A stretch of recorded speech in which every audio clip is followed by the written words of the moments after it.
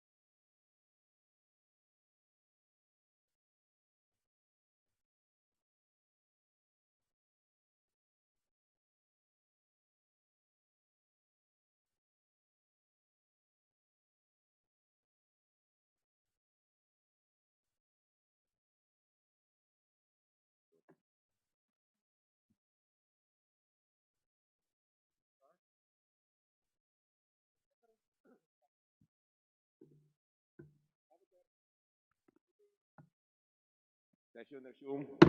Majority Leader.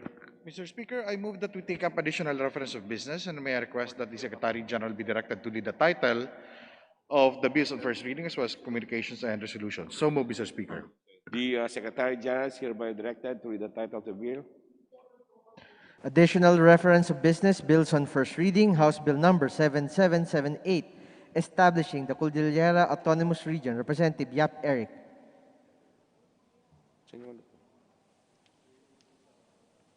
Committee on Local Government. House Bill number 7779, providing for the permanent validity of live birth, death, and marriage certificates issued and authenticated by the PSA, the local civil registry office, and the NSO. Representative Nava. Committee on Population and Family Relations. House Bill number 7780, promoting and protecting the rights of student journalists and students' publications. Representative Fortune. Committee on Higher and Technical Education. House Bill number 7781, establishing additional branches of the RTC and the MTCC in the 12th Judicial Region at Kadipawan City, Cotabato. Representative Kawagdan. Committee on Justice. House Bill number 7782, providing at least one public park in every city. Representative Olivares. Committee on Public Works and Highways. House Bill number 7784, providing for the increase in salary rates of nurses and medical workers in private hospitals and health institutions. Representative Vargas. Committee on Health. House Bill number 7785, reclassifying hectares of land in Barangay Trinidad, Maliglig, Isabela from forest land into alienable disposable land. Representative D. Faustino Michael. Committee on Natural Resources. House Bill number 7786, strengthening the open data initiative of the government. Representative Garcia Pablo John. Committee on Information and Communication Technology. House Bill number 7787, declaring Barangay San Miguel, Echage, Isabela an ecotourism zone. D. Faustino Ino. Committee on Tourism. Resolution, House Resolution 1256, congratulating and commending Mr. Lavente Indico Lav Diaz for winning the Orizzonti Award for the Best Directorial at the 77th Venice International Film Festival. Representative de Venecia Benitez Singson, Mihan Bagat Singh, Legarda Fernandez Santos, Recto Escudero, Arenas Aragones, Savillano, Revilla, Vergara, Roman, Rodriguez, Gatchalian, Macapagal Arroyo, Garin Sharon, Bolilla, Alonte, Atienza, Nieto, Vargas, Maceda, Belmonte, Co Angelica, Nograles Jericho, Tambunting Defensor Lawrence, Salceda, and Tan Shari. Committee on Public Information. House Resolution 1257 urging the DOH to prescribe a single common price for the RT-PCR swab test for suspected coronavirus carriers. Representative Castelo. Committee on Health. Communications, letter dated March 11, 2020 of Mario Lipana, OIC, COA, Regional Office Number 4A, furnishing the House with copies of calendar years 2014 to 2018 annual audit reports of certain water districts. Committee on Appropriations. Various letters, COA regional offices furnishing the House with copies of the calendar year 2019 annual audit reports of certain state university and colleges. Committee on Appropriations. Letter dated 5 August 2020 of Marilu P. Mendoza, Chairperson, Tariff Commission, informing the House that their financial accountability report and physical report of operations for April and June 2020 have been posted in their website. Committee on Appropriations. Letter dated August 24 and September 8 of 2020 of Michael Aguinaldo, COA Chairperson, furnishing, submitting to the House copies of calendar years 2017 to 2019 annual audit reports and management letters on certain GOCCs in NCR for their fiscal year 2019 annual audit report on appropriations, allotments, obligations, and disbursement of national government agencies. Committee on Appropriations. Majority Leader. Mr. Speaker, I move that we resume consideration of House Bill number 7727, and may I request that the Secretary General be directed to read the title of the bill. So move, Mr. Speaker. The Secretary General is hereby directed to read the title of the bill. House Bill 7727, an act appropriating funds for the operation of the government of the Republic of the Philippines from January 1 to December 31, 2021, and for other purposes. Majority Leader. Mr. Speaker, I move that we proceed with the interpretations of the proposed budget of the judiciary. So move, Mr. Speaker. Is there any objection? Hear none. The motion is approved. Mr. Speaker, to sponsor for the proposed budget of the judiciary, I move that we recognize the Honorable Mikey Arroyo, the Chairperson on the Committee on Appropriations, to answer any questions if there are any. So move, Mr. Speaker. The Honorable Mikey Arroyo is hereby recognized. Mr. Speaker, my dear colleagues, it is my distinct honor and privilege to sponsor the budget of the judiciary for the 2021 national budget. Mr. Speaker, may we acknowledge the presence with us either via Zoom or in person, the members of the judiciary headed by the Chief Justice. So move, Mr. Speaker.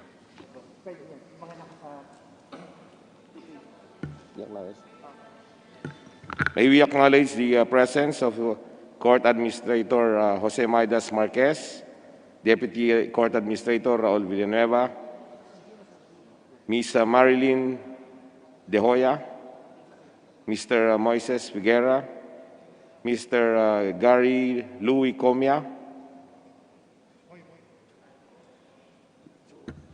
and we also acknowledge Chief Justice Diosdado Peralta, Associate Justice Alexander Gismondo, Associate Justice Rodil Salameda, and Acting Presiding Justice Remedios Salazar Fernando, Presiding Justice Amparo Cabutaje Tang, and Presiding Justice Roman Del Rosario. Welcome to the House of Representatives.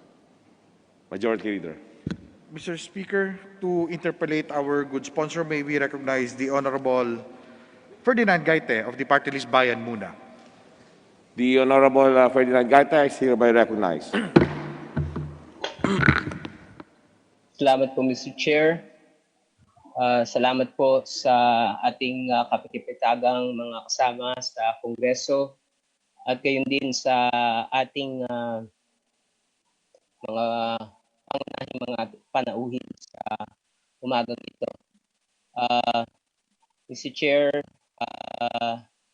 lalo na sa ating hudikatura na narito ngayon. Pahintulutan ba ng ating sponsor na magkaroon lang ng ilang kasagutan sa aking mga katanungan hinggil sa budget ng hudikatura sa umagang ito, Mr. Chair? Naririnig po ba ako, Mr. Chair? Mr. Chair, medyo choppy po ang dating ng ating kaibigan. Pwede pa pong pakiulit po.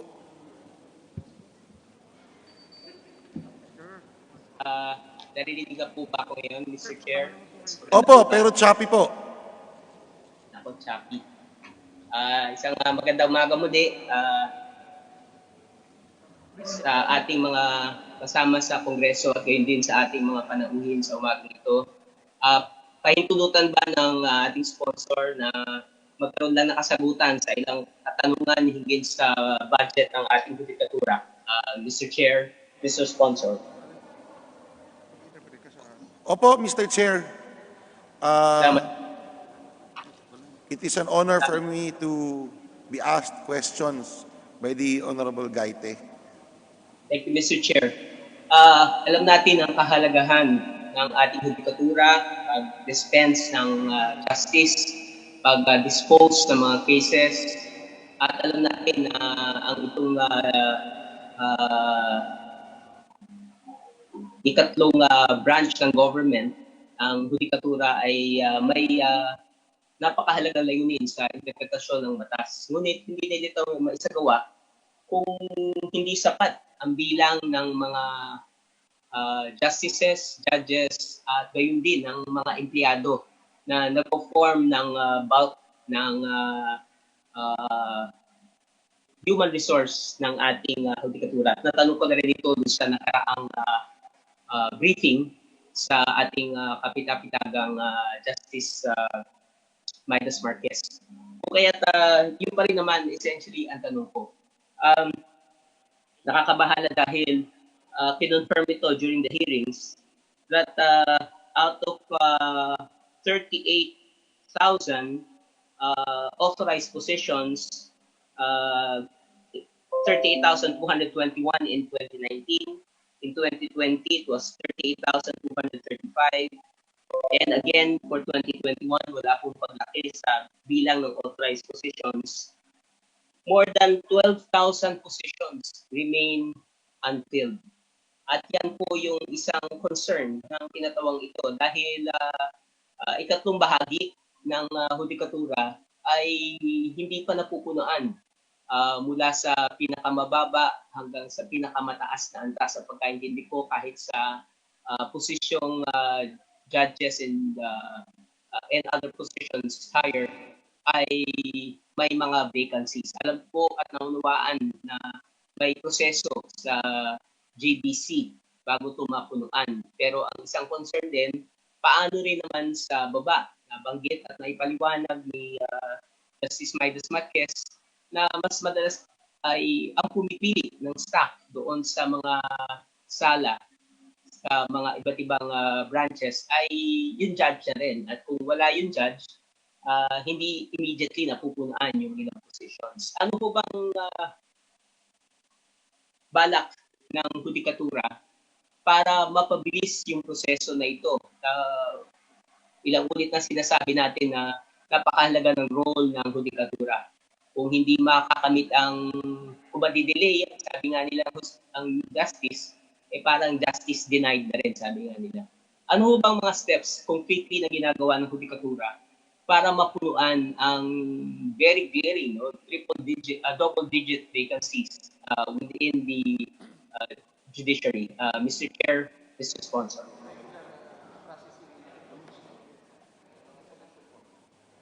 Mr. Speaker, Your Honor, they try their best to speed up the process because they agree with your concern. This representation also agree with your concern. Meron silang tinatawag na proseso po na select board. It's very complicated, yet self-explanatory. basically po, their desires are hampered because their budget has also been reduced. Their, as much in fact, their prayer is to restore the budget of the judiciary to the original proposal of 55.8 billion. We all know, Mr. Speaker, that no matter what we do, no matter what we want to do, kung wala po tayong panggastos, mahirapan po tayo. Hindi lang po pwedeng puro salita lang. Kahit po gusto natin mamalengke, araw-araw, kung wala tayong pampalengke, wala po tayo may luluto. That is a simple, to simplify it po, ganun po, Your Honor, Mr. Speaker. Mr. Chair, tama, no? Kaya nga pinag-uusapan natin ngayon yung budget, ano? Sa anong levels po ba yung original proposal na pinesent ng Judikatura sa ating Department of Budget and Management? At ano yung, gaano kalaki yung nabawas from the original proposal, Mr. Chair? Mr. Speaker, Your Honor, kapal po ng budget proposal nila, may mga presentasyon, at lahat naman po ito ay pinapresenta sa atin nung panahon ng budget briefing, at ito naman po ay nasa sa ating mga sa NEP at sa ating mga briefer. These are all self-explanatory. Napakahaba po nito. It has been propounded time and again. The details are here. If the Honorable Gaite wishes, we can submit to him the copy of this proposed 2021 judiciary budget, Your Honor, Mr. Speaker. Yes, Mr. Chair. And I think tama po yung, I think we share the same sentiment, no, na hindi maaaring sa tumatagal na panahon ay nananatili yung bilang ng vacancies sa Judikatura, lalo na sa pag-dispense ng kanilang mandato. So, isang concern po ng kinatuwang ito, kung ang binabanggit ay ang malaking kakulangan ng budget, sa tamang pagkakataon ay mumungkahi ng kinatuwang ito na i-restore o di kaya ilapit ang budget as based sa proposal para itong malaking chasm ng pagkakaiba mula sa field sa unfilled positions ay lumiit na, no? Hopefully ma-reach natin kahit yung single digit lamang. I think that's even acceptable. But right now, 30% unfilled position o vacancy rate is, it doesn't bode well for our judiciary. So yun po yung isa. At bagamat totoo, may proseso nga sa GBC, mungkahi ko rin po na siguro aralin ano ang mga pwedeng hakbang at nabanggit ito during the briefing. Dahil totoo may process. But I think lalo na in this time of pandemic, siguro dahil meron na ngang electronic systems sa ibang hiring process, meron silang totoo meron system, kailangan may vacancy before positions will be filled. But in some cases, and I think the HR can probably help out, kung paano makapag-build ng roster of potential positions so that napapacilitate yung process. No? Meron ka ng ready list for positions which will become vacant eventually, especially our judges and justices. Of course, I do not want to intrude with the JBC, but I think in the interest of the mandate of JBC, of the judiciary, then I think maraming measures na pwede tayong gawin para ma-improve yung procedure na ito. And gayon din para sa kapakanan din ng ating mga empleyado sa Judikatura. Na-reiterate ko ito during the briefing na isa sa Judikatura ang mga empleyado ay wala pang tinatawag na collective negotiations agreement. And we were pleased to know that Justice Marquez stated that they were already in the process medyo na ipit lamang ng pandemya. So yung collective negotiations agreement is similar to collective bargaining agreement with the workers in the private sector, pero ito ay nasa pampubliko sektor.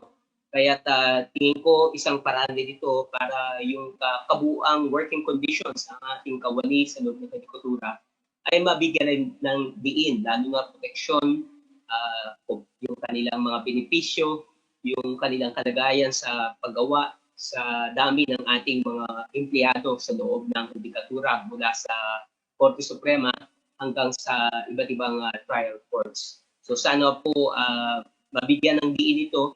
Nakapag-usap na kami, nagkaroon ng pagkakataon, nakausap namin ang mga empleyado mismo sa agrikultura, ang mga reklamo nila, lalo na yung ating mga stenographers, yung problema ng mga process servers, ultimo yung pinaka-utility workers sa loob ng Bilbatsala, ay may mga organisasyon at natutuwa kami, highly organized ang ating mga kawani sa judikatura. At sana bigyan ng diin ng ating mga namumuno sa judikatura ang kanilang kalagayan. So hindi na po ako magpapakahaba. I do manifest my support for the increase of the budget of the judiciary. Salamat po, Mr. Chair. Salamat po, Mr. Sponsor. Salamat po, Congressman Gaite. Sir, kapatid, for basically, no, para at least I give some figures. Basically, the judiciary asked originally for 55.88 billion. What was given to them was only 43.54 billion. So the difference is quite big. It's quite noticeable. You know, with we believe, they believe, I believe, I'm sure we all believe, we all agree. If we add to their budget, to their proposed budget, if we give it to them, then they will be able to work in a better way, in a more, lahat po ng sinabi ng ating kasama sa bayan mo, Congressman Gaite, lahat po yung tama. Kailangan po pabilisin ng judiciary ang proseso ng mga kaso, cases. So, but it's again, it is impossible that they will do this without the budgetary support. And I join the distinguished gentleman from Bayan Muna in his desire to increase the budget of the judiciary, Mr. Speaker. Salamat po, Mr. Chair. At yun lang po ang aking mga katanungan. At sana po sa pinakamaagang panahon ay matugunan natin ang kahingian ng ating mga empleyado sa judikatura at gayon din ang iba pang mga pangangailangan ng ating judicial system. Salamat po. Buhay po kayo. Salamat po. Thank you, Honorable Gaite. Majority Leader. Mr. Speaker, next to interpolate the sponsor may be recognized the distinguished Deputy Speaker, Honorable Rodante Marcoleta, Sagip Party List. The Honorable Deputy Speaker, Dante Marcoleta is recognized.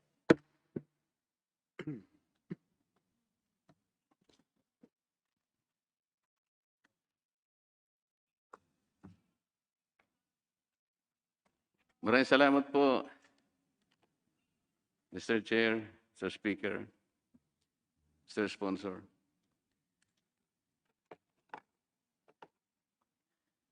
Mr. Sponsor, Mr. Speaker, gusto ko po sanang makapagtanong ng ilang bagay sa ating judiciary na nakalatag po ang kanilang budget sa araw na ito.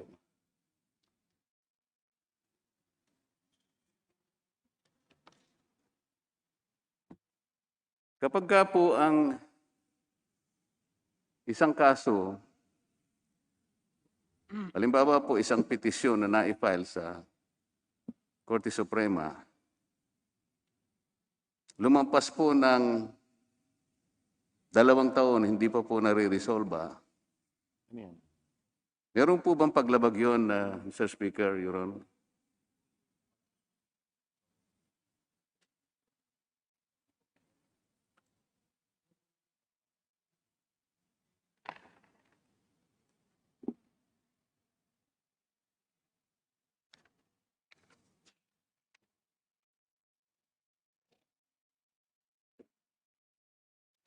Ano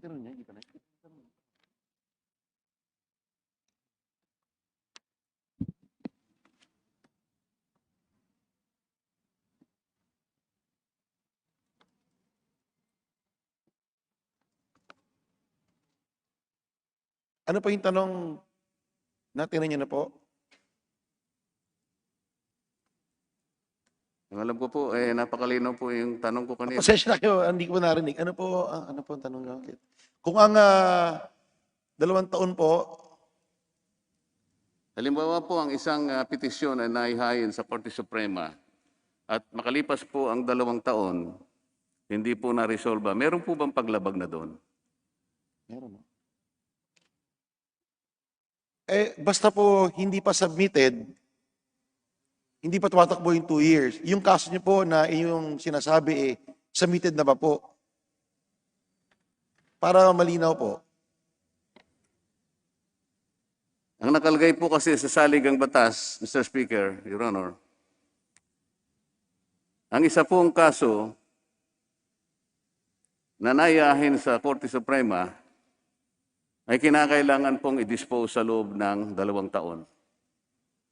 So ang akin pong tanong, pag nakalipas po ang 2 taon, malinaw po ba doon na meron ng paglabag? Your Honor, Mr. Speaker, the interpretation of our friends from the judiciary is that when it is submitted for decision, then the 2-year grace period will have started. Nakalagay nga po doon gano'n, Mr. Speaker, Your Honor. Opo. Kaya ang tanong ko po sa inyo, kung yung kaso pong inyong halimbawa, submitted na for decision. Kasi doon po mag-uupisa yung 2 years. Totoo po yun. A case submitted for decision, the Supreme Court has 2 years within which to dispose the case. Opo. Sige, detalye na po natin ang gano'n. Pagkatapos po ng 2 taon na i-submit na po yung kaso for resolution sa Korte Suprema at hindi po yun na-dispose within 2 years, may paglabag na po ba ron? Kung nasabit na nga po for decision, may paglabag talaga po. Sa ating kasamang Deputy Speaker, meron ba tayong specific case na nais pag-usapan? So at least our situation is more detailed. Kahit na po walang specific case, Mr. Speaker, kasi marami po akong may bibigay sa inyong kaso, hindi lamang po 2 taon. May umabot pa po na 10 taon kung gusto po ninyong ibigay natin ang listahan. So ang tinatanong lamang po natin dito, kapag ang isang kaso which is submitted for decision, nakalagay naman po sa ating saligang batas na 2 taon lamang ang hinihingi na panahon within which to resolve them, at kayo na po ang nagsabi na may paglabag na pagka lumampas sa 10 taon. Ngayon, humihingi po kayo ng specific case. Halimbawa po, Mr. Speaker, Your Honor, yung kaso po ng GR number 227-282-87, ito po ay na-file pa noong October 14, 2016. 4 na taon na po ang nakararaan. Naliwanag po ba na may paglabag na dito, Mr. Speaker, Your Honor? Mr. Speaker, Your Honor, ang pinag-usapan po 2 years, pag-submitted na po for decision. Hindi po yung pag-file ng kaso. Siyempre may pleadings po yan, may kanya-kanyang argumento.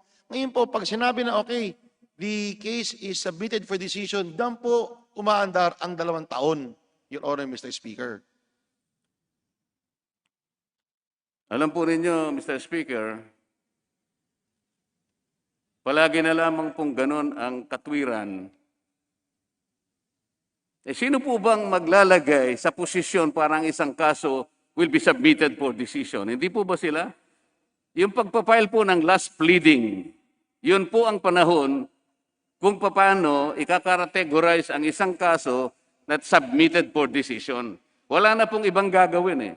Wala na pong ibang papel na hihintayin ng Korte Suprema. Mula po dun sa pagkakasubmit ng huling pleading, yun na po yun eh. Kung ito po ay naisubmit October 14, 2016, wala naman pong hininging iba pang mga pleadings.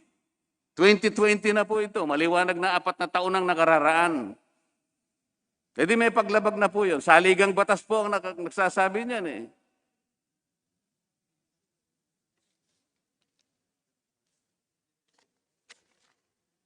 Your Honor, Mr. Speaker, not necessarily, unfortunately, because they might still be deliberating on the case. As long as it is specifically said that it is submitted for decision, then the 2 years will start. It may be right, it may be wrong, but that is the interpretation of the handlers of the Supreme Court. We may agree or disagree with them, but that is what they say. Yun po ang nakalulungkot, nakalagayan po ng isang litigant, Mr. Speaker, Your Honor.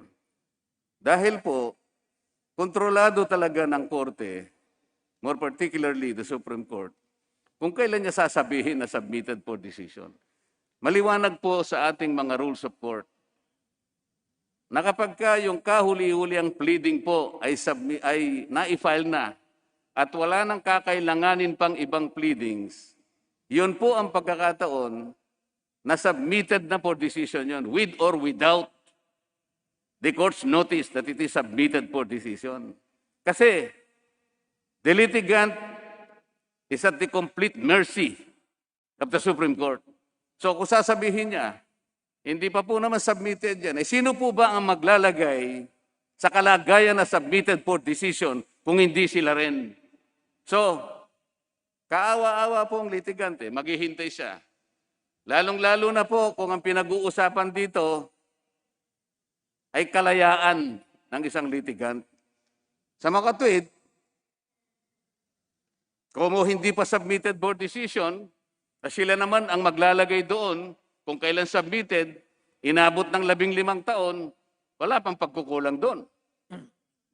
Yun po yung aking gustong hanapan sana ng kasagutan. Your Honor, Mr. Speaker, kung gano'n nga po, sadya po nakakalungkot yun. Kaya nga po, may magaling na abogado who can pressure, who can make things happen probably through their litigation, that the Supreme Court is forced to submit that for decision as soon as possible.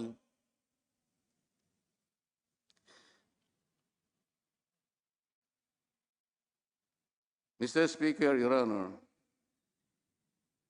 kahit na po hindi magsasubmit ng motion ang isang litigant, katungkulan po ng Korte na i-resolve po yun sapagkat constitutional po ang provision.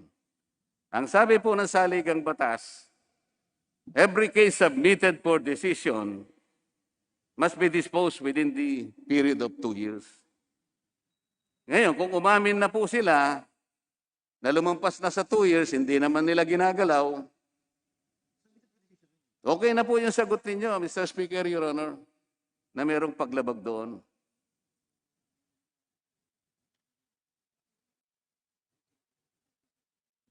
Your Honor, Mr. Speaker, I just asked the court administrator, and he said, unfortunately, it is not yet submitted for decision. If we want, I can join the distinguished Deputy Speaker as the sponsor of the judiciary to ask him to look into it. But I can certainly meddle into what they are doing in their decision-making, in how they deliver their decisions. I don't want to hurry them up. But we can ask them, we can plead to them to look into it.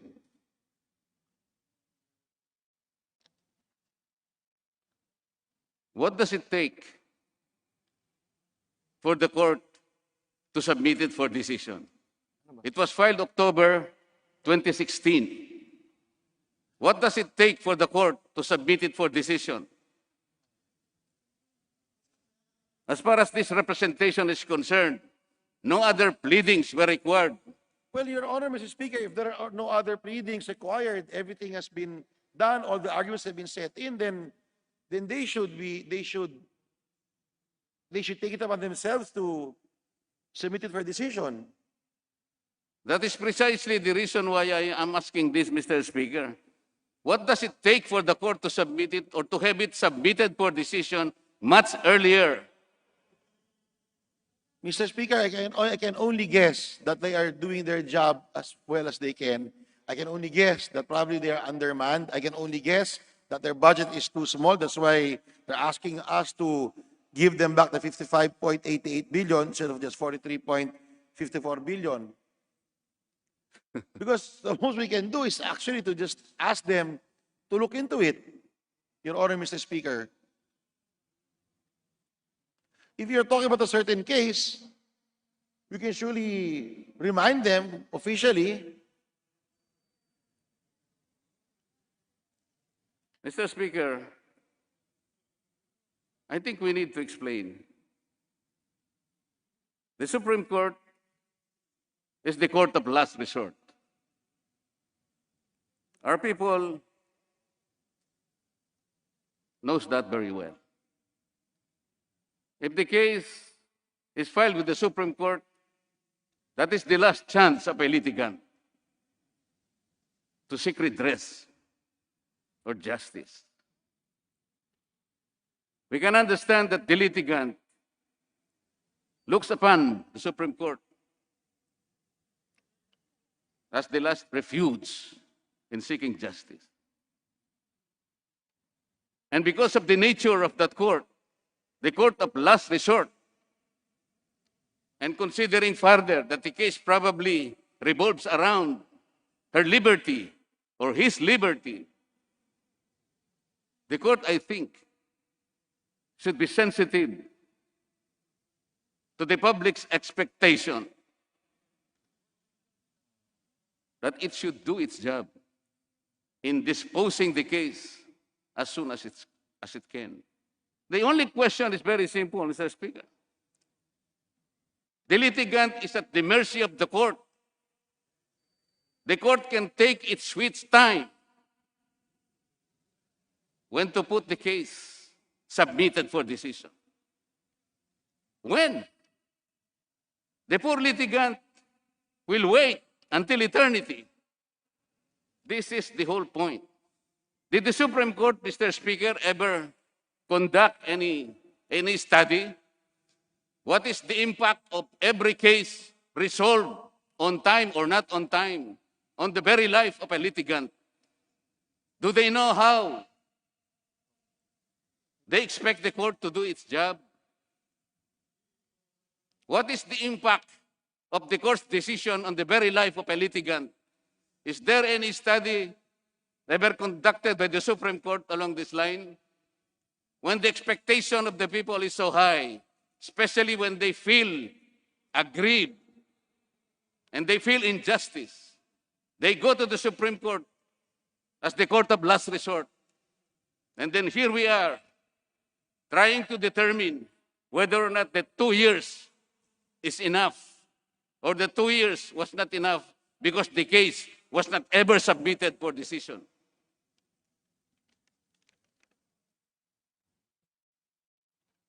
I will not belabor that point, Mr. Speaker. I will go to another point. Anyway, Mr. Speaker, please allow me to answer. Mr. You Speaker, wish. I'm sure that the Supreme Court is sensitive to the feelings and sentiments of the accused, the litigants. I'm sure they are not supposed to do this on purpose. Mr. Speaker, if you are referring to the case of a while ago, did you say a while ago, GR 227-82-87, it's the case of Celia Kosay versus Sandigan Bayana. Is that the case, Your Honor, Mr. Speaker? Yes, Your Honor, Mr. Speaker. Well, the status, if I may be allowed to inform you, Mr. Speaker, is that it's with the second division from the first division. It was transferred to the second division on November 4, 2019. Last agenda on December 10, 2019 was deferred for further deliberations. Mr. Speaker, may I ask the gentleman from the party list, Sagip, to explain the details of this case? Ano po yung kaso? Ano po yung nangyari? Ano po involvement ng kasong ito? Are you moving for a suspension, Your Honor, Mr. Speaker?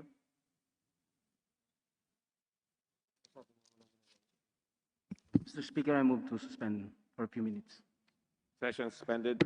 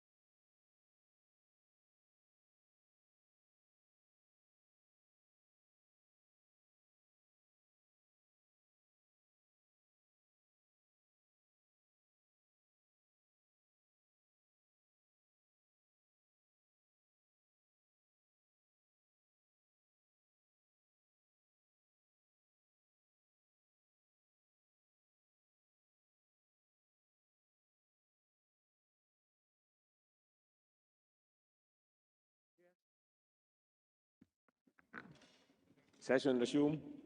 Majority Leader.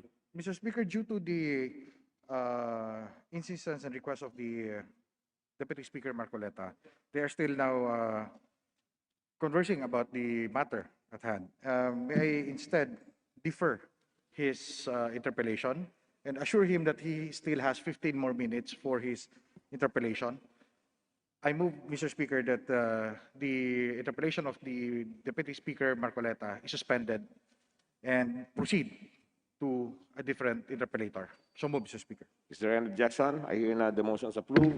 Majority Leader. Mr. Speaker, the next to interpellate is the Honorable Carlos Sarate of Party List Bayan Muna. May I move that he be recognized? The Honorable Carlos Sarate is hereby recognized. Thank you, Mr. Speaker.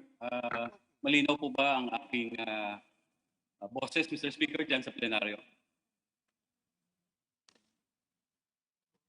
Magandang umaga po. Good morning to our distinguished friend, Congressman Sarate. Maraming salamat, Mr. Speaker, ginoong sponsor. Malinaw po ba ang aking boses dyan sa plenaryo, Mr. Sponsor, Mr. Speaker? Opo, maganda po ang dating. Very Salamat clear po. Una sa lahat, magandang umaga sa ating mga kasamahan dyan sa plenaryo at sa Zoom at sa ating mga bisita mula sa Hudikatura. Sir Speaker, siguro ang una kong mga punto sa ating mga katanungan sa paglilinaw sa budget ng Hudikatura, no? Lahat ng mga korte mula sa Korte Suprema, sa Court of Appeals, Sandigang Bayan, Court of Tax Appeals at maging ang Presidential Electoral Tribunal.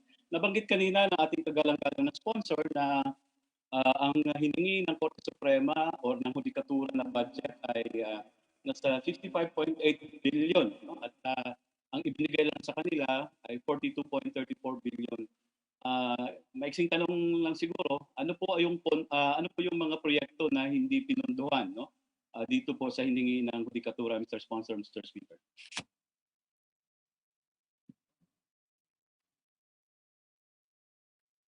Your Honor, Mr. Speaker, dun po sa budget briefing, as I explained to Congressman Gaite a while ago, it is a long brief. Basically po yung mga nabawasan po yung pangsweldo sa tao so they cannot expand the courts.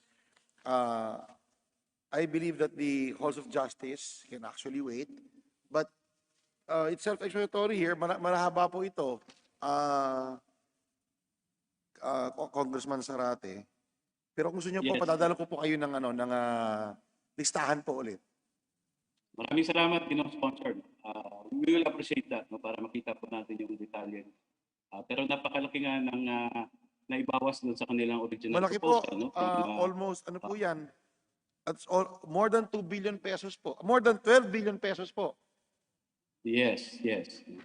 Now, Mr. Sponsor, Mr. Speaker, I agree naman doon sa ating mga kasamahan. No? During the budget briefing and even now sa deliberation natin dito sa plenaryo, na talagang mahalaga ang papel ng Hudikatura. No? Dahil nabanggit na nga ito na ito yung huling takbuhan ng ating mga mamamayan, lalong-lalo na sa ating paghihingi ng hustisya at para ma-depensahan yung ating mga karapatan, no, na andyan sa ating mga batas at maging sa ating konstitusyon. Now, ang sunod ko pong katanungan, Mr. Sponsor, Mr. Speaker, no, sa akin pong pagpananaliksik, sa kasalukuyan, meron tayong halos 3,000 lang na mga korte, no, na nasa judiciary, from the Regional Trial Court hanggang doon po sa Sharia Court. No? Pero marami rin pong bakante rito. Halos 700 yung mga posisyon na bakante. No? At ito siguro yung dahilan kaya hanggang ngayon ay napakarami pa rin mga yung caseload or yung backlog sa ating mga kaso. No? Now, doon din po sa isang pag-aaral na ginawa ng ating research body sa Kongreso, makikita po natin na halimbawa sa Regional Trial Court, no, ang average po na sa aging of cases dyan, less than a year ay nasa 305,000. No? Pero nandun po sa tinitingnan natin 5 years or more, ay nasa 74,510 na mga kaso, no, na mahigit 5 taon na ay hindi pa nare-resolba. At ganun din po kalalaki yung tantos o percentages, no, sa different court levels. So ang tanong ko po dito, Mr. Sponsor, Mr. Speaker, no, sa kasalukuyan po ba, alam na po natin na isang malaking problema talaga hanggang ngayon, yung mahinang pag-usad ng mga kaso, no, from even from the first level court, no, the second level court, hanggang nabanggit na kanina sa Korte Suprema. Ano ang mga ginagawang hakbang dito ng Korte Suprema para masolusyonan ito? Of course, I know, no, na meron ng mga nilalabas na para pabilisin yung trial of cases, but it appears na hanggang ngayon ay napakalaki pa rin ng porsyento ng mga kaso na hindi pa rin nare-resolba sa different court levels, Mr. Sponsor, Mr. Speaker. Your Honor, Mr. Speaker, for clarity, did you ask how the judiciary intends to speed up its manner of resolving the cases?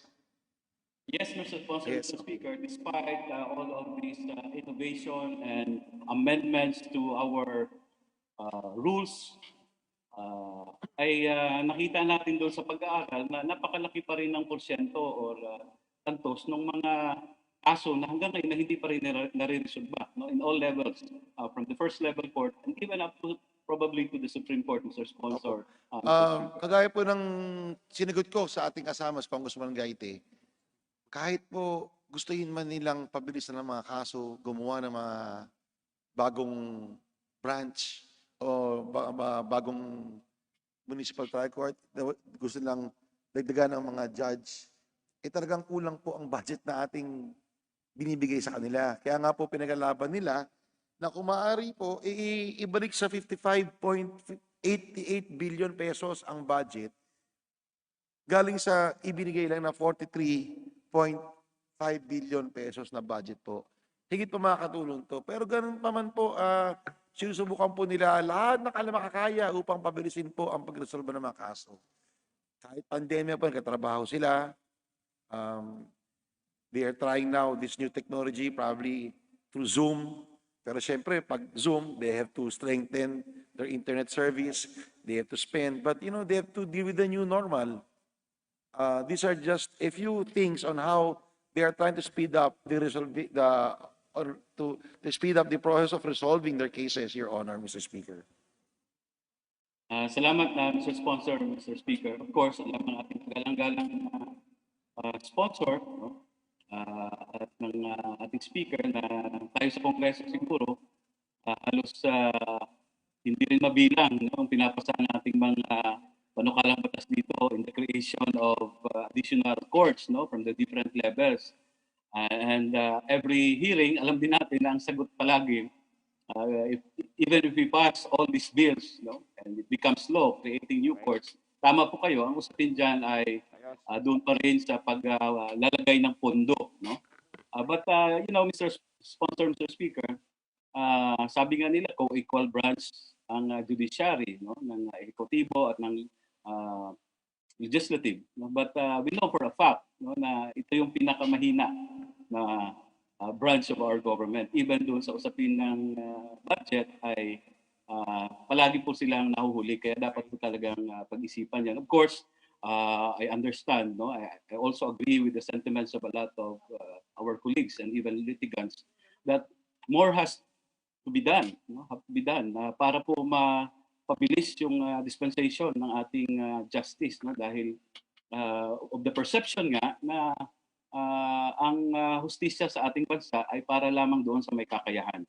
Now, on to my next point of interpellation, Mr. Sponsor, Mr. Speaker. Mr. Speaker, Your Honor, before you continue with your line of Yes, questioning, Mr. Sponsor. I just want to say that I agree fully with you.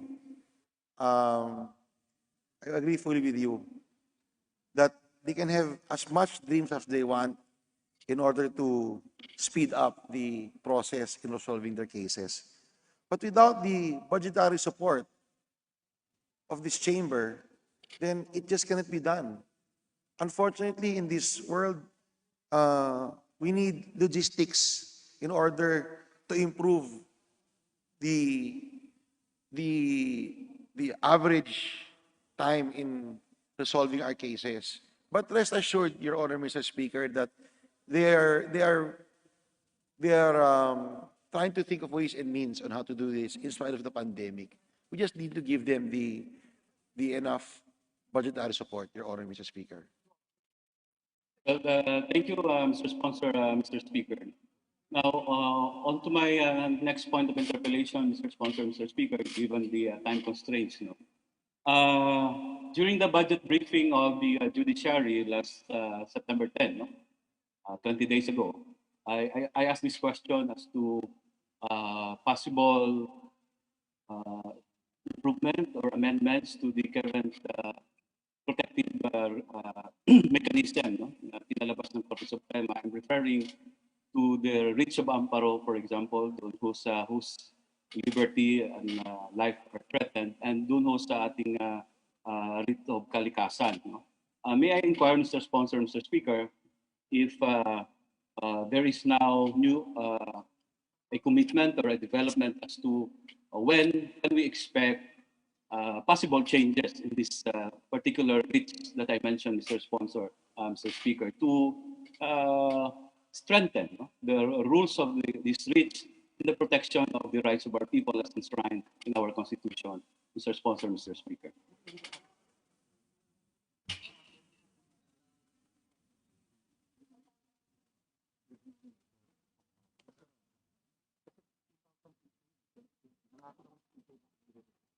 Your Honor, Mr. Speaker, just to be clear, are you talking about the writ of amparo? Yes, Mr. Sponsor, noon po kasing budget briefing ng judiciary, I already raised this point, and I recall that Justice Maidas, the court administrator, mentioned that merong mga plano na baguhin or magkaroon ng susog or amyenda dito sa mga rules na ito. I'm just asking whether there are already development as to this aspect, Mr. Sponsor, Mr. Speaker, because in that budget briefing I specifically pointed a particular case, yung kaso po ni Sara Alvarez of Bacolod, who filed a petition for a writ of amparo, and it was granted by the Supreme Court, and but referred to the Court of Appeals, but yung Court of Appeals ay basta na lang ito dinismiss. Then si Sara Alvarez is now napas lang siya just last August 17. Napatunayan yung kanyang takot noong mga panahon na yon, bakit siya nag-file ng writ of amparo dahil may banta sa kanyang seguridad at buhay.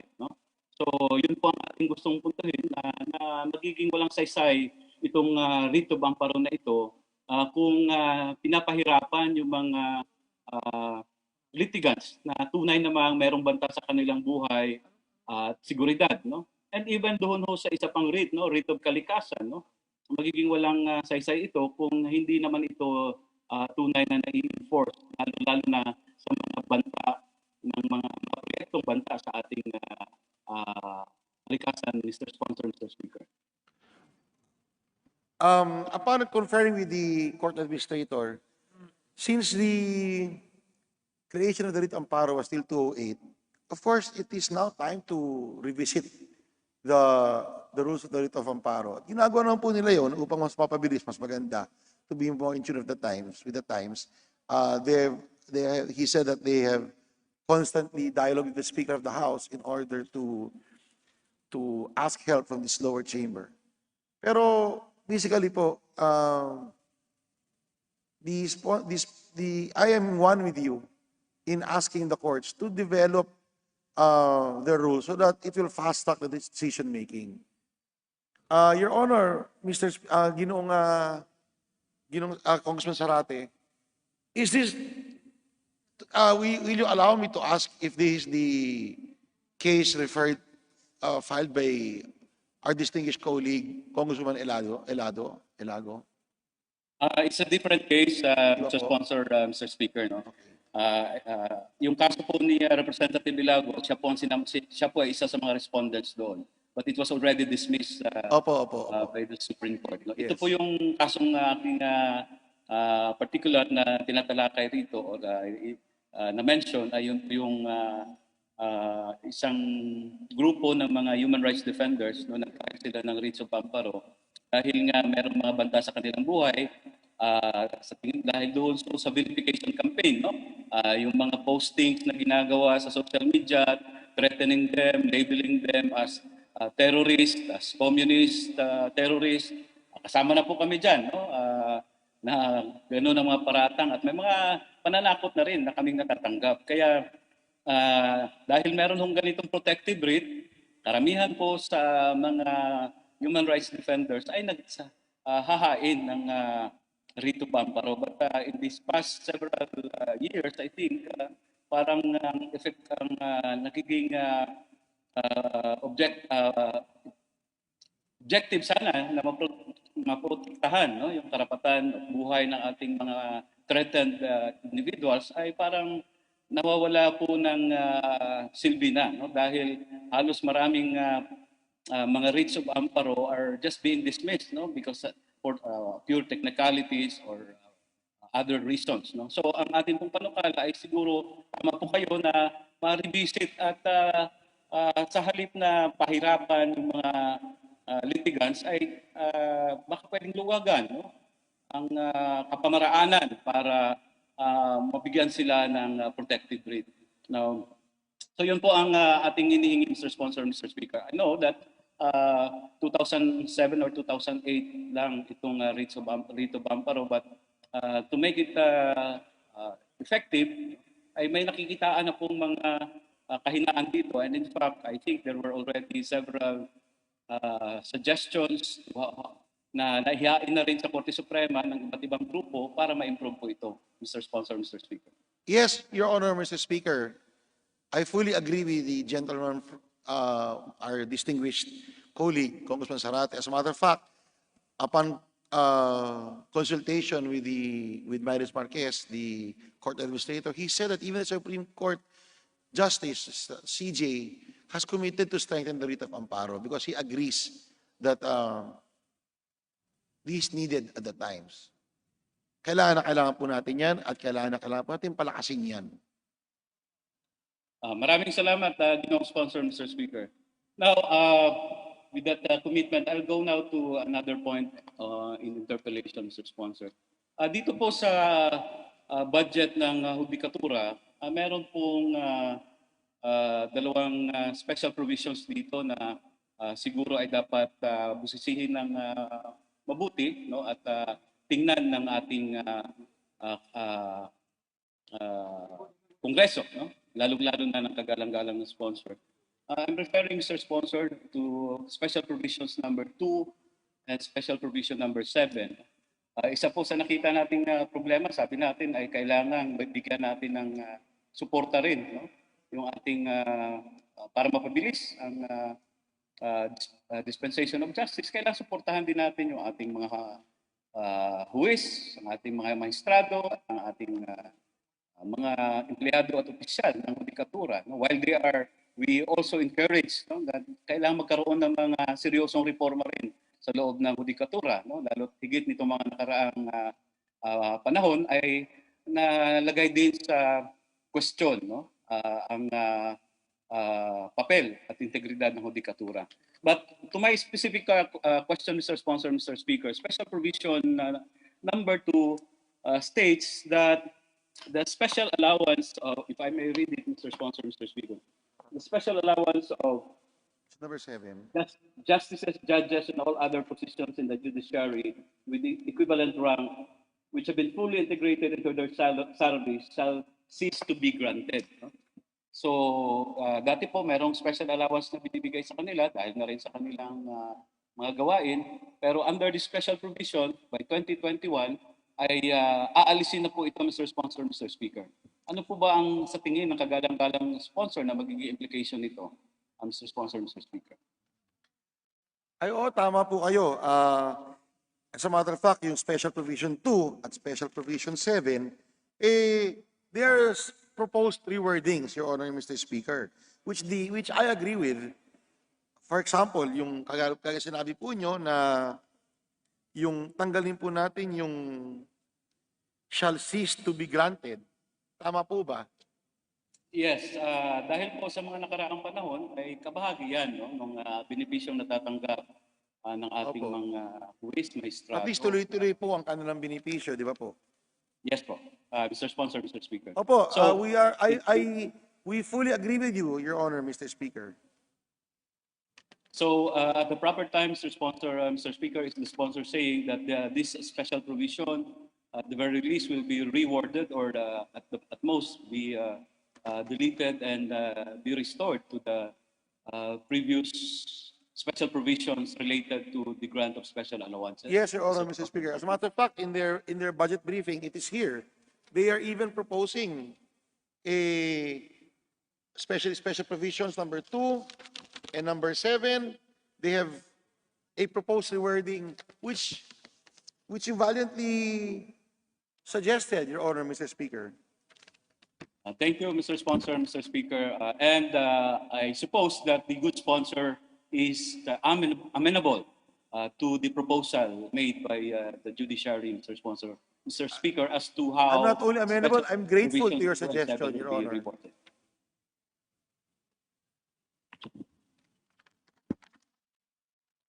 Yes, Your Honor, I'm not only amenable, I'm grateful to for your suggestion. Thank you, Mr. Sponsor, Mr. Speaker. Dahil I can only, for example, in special provision number 7, I can only surmise, no, one of the issues there will be the logistical issue of how to really monitor all of these expenses, no? Kung matutuloy ito, no? Walang control from the judiciary, no? So, thank you for all those clarifications, Mr. Sponsor, Mr. Speaker. No? Wala na akong ibang katanungan patungkol sa budget ng Hudikatura at inaasahan na lang po natin, no, na sa mga darating na panahon ay may makikita rin tayong kahit na nasa pandemya ng COVID tayo, nasa isang matinding krisis na pinalala nitong pandemya ng COVID ay ang Hudikatura na sinasabing ating huling takbuhan, no, sa panahon ng mga kagipitan para maproteksyonan ang ating mga karapatan ay mananatili, no? At ito ay gagawin niya ang kanyang papel dito sa ating lipunan. Maraming salamat, Ginoong Sponsor, Mr. Speaker. Salamat po, Congressman Zarate, sa inyong mga katanungan, and rest assured that I will always be grateful and the judiciary will be grateful to your suggestions. As a matter of fact, isa yun po sa hinihiling nila na i-reword yung special provisions, hindi na po kami ang nag-propose. Kayo na po ang nag-propose. Congressman Zarate, maraming salamat po. Thank you, Honorable Zarate. Majority Leader. Mr. Speaker, I move that we suspend the consideration of the budget of the judiciary. Is there any objection? I hear now that the motion is approved.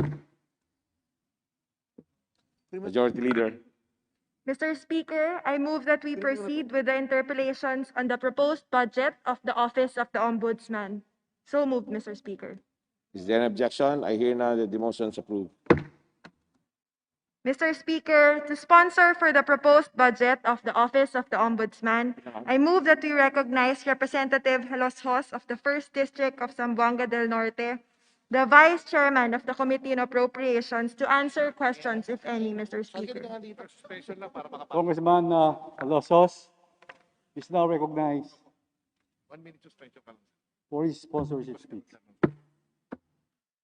Before we begin, Mr. Speaker, may we acknowledge our guests in the plenary.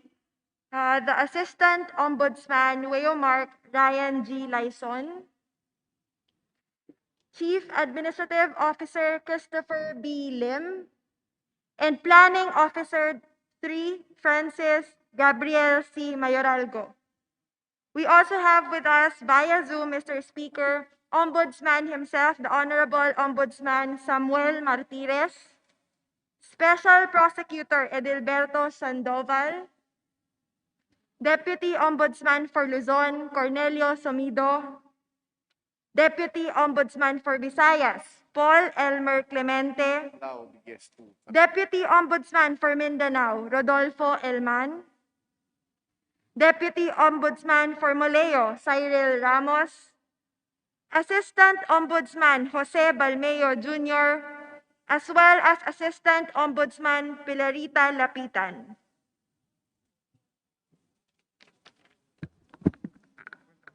Mr. Speaker, The, Mr. the Speaker, House welcome the Ombudsman family, the members of the Ombudsman Samuel Martires, Special Prosecutor Edilberto 1 Sandoval, minute suspension. Deputy Ombudsman for Luzon Cornelio Zomido, 1 minute suspension. Deputy Ombudsman for Visayas Paul Elmer Clemente, Deputy Ombudsman for Mindanao Rodolfo Elman, Deputy Ombudsman for Moleo Cyril Ramos, Assistant Ombudsman Jose Balmeo Jr., Assistant Ombudsman Pilarita Lapitan. Welcome to the House of the People. Yes, Mr. Sponsor, Majority Leader. Mr. Speaker, I move that we recognize Representative Franz L. Castro of the ACT Teachers Party List to interpolate the sponsor on the proposed budget of the Office of the Ombudsman. So moved, Mr. Speaker. Congresswoman Franz Castro of ACT Teacher is now recognized for her interpellation. Maraming salamat, Ginoong Speaker. Magandang umaga po sa ating lahat at sa pamilya ng Ombudsman. Mr. Speaker, tinanong ko nung briefing pero dahil sa hindi kumpletong sagot ni Ombudsman Martires at kulang sa oras, hindi sapat at nasuri ang issue. Ito po yung may kinalaman muli doon sa SALN disclosures. So ayon sa Memorandum Circular Number 1, Series of 2020, pinirmahan ni Ombudsman Martires noong Section 1, Grounds to Grant or Deny Request. A copy of SALN will be furnished to the requester if, letter A, he or she is the declarant or the duly authorized representative of the declarant. Letter B, the request is upon lawful order of the court in relation to a pending case. Letter C, the request is made by this Office Field Investigation Office, Bureau, Unit, FIO, FIB, FIU, for the purpose of conducting fact-finding investigation. In all other instances, no SALN will be furnished to the requester unless he or she presents a notarized letter of authority from the declarant allowing the release of the requested SALN. So a request will be evaluated and submitted for the action of the Ombudsman, provided that the following requirements concur. Number 1, the office is the official repository of the requested SALN. Number 2, the requested SALN is on file with or in actual possession by the office. And number 3, the requester completely fills in the form, complies with the submission of the requirements, and pays the fees, if applicable, as herein provided. All requests to inspect or to take picture of the SALN will be denied. Mr. Speaker, Ginoong Sponsor, noong tinanong natin, nilinaw na applicable lang daw ang mga opisyal at empleyado ng Ombudsman ang memo na binanggit natin. Pero para makumpleto at maitama natin ang understanding ng publiko kaugnay ng SALN guidelines na ito, Mr. Speaker, Mr. Sponsor, I will just read for the record yung nakatitik sa memo circular. The following guidelines are hereby issued to be strictly observed by the Office of the Ombudsman as to the public access of statements of assets, liabilities, and net worth and disclosure of business interest and financial connection on file with this office. So, ang SALN on file with this office, ang sinasabi, Mr. Speaker, ng Ombudsman sa kanyang circular. Dalawang bagay po. Una, ano po ba ang SALN na nasa custodian ng Office of the Ombudsman, Mr. Speaker? Yun po ang tanong. Ano po ba ang SALN na nasa kustodya ng Office of the Ombudsman? Mr. Speaker. Maraming salamat po sa katanungan niyo po. Ang atong presidente, ang vice president, ang mga opisyales, chairpersons, ang constitutional commissions. Okay. Pangalawa, Mr. Speaker, salamat po, ginong sponsor. Ikalawa, Mr. Speaker, anong ibig sabihin ni Ombudsman Martires nung sinabi niya na this office, sa kanyang circular na this office? Can you repeat the question para mas maliwanagan ang Okay. yung sponsor? Doon po sa binanggit natin na Memorandum Circular Number 1, Ayo. Series of 2020 na pinirmehan ni Ombudsman noong September 1, 2020, na sinasabi niya na yun pong nasa kustodya ng Office of the Ombudsman, yung applicable lang itong circular na ito. So ano po ba ang sinasabi niya doon sa quote-unquote, this office?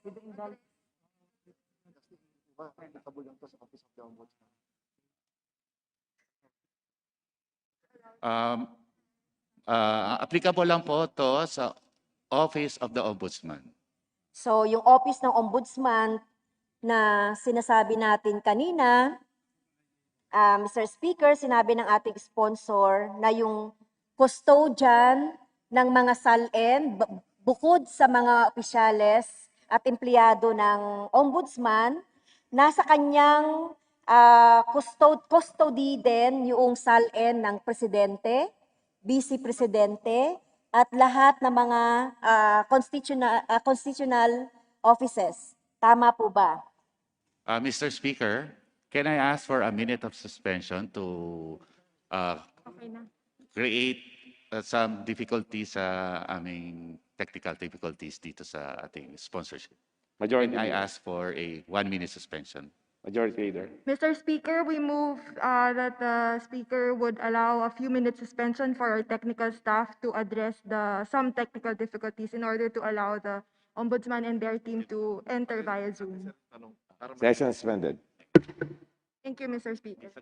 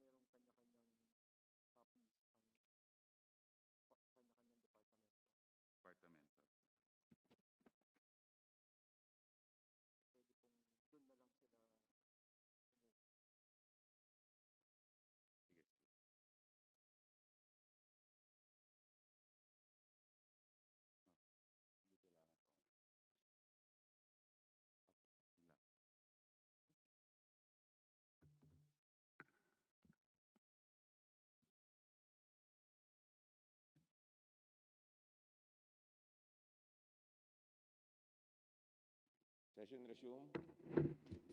Majority Leader.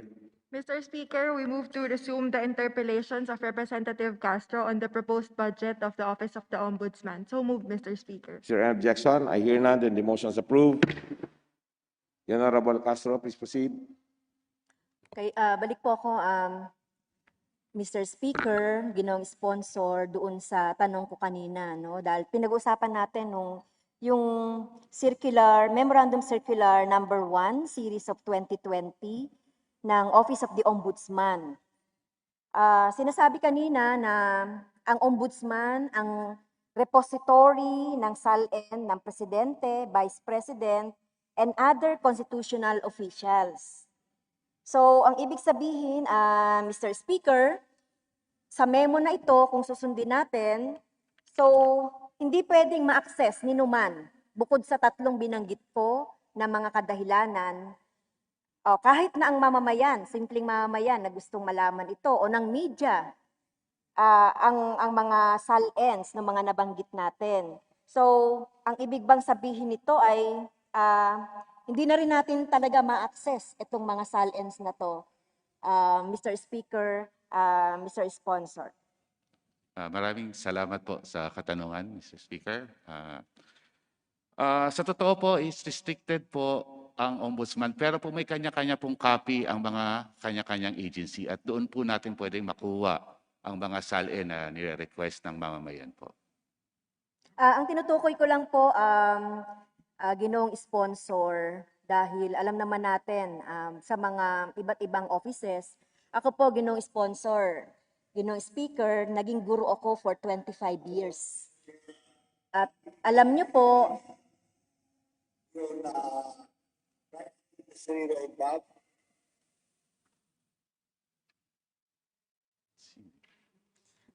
Mr. Speaker, Ginoong Sponsor, 25 years, talagang honestly, ang mga guro, katulad ko po, nagpa-file ng SALN.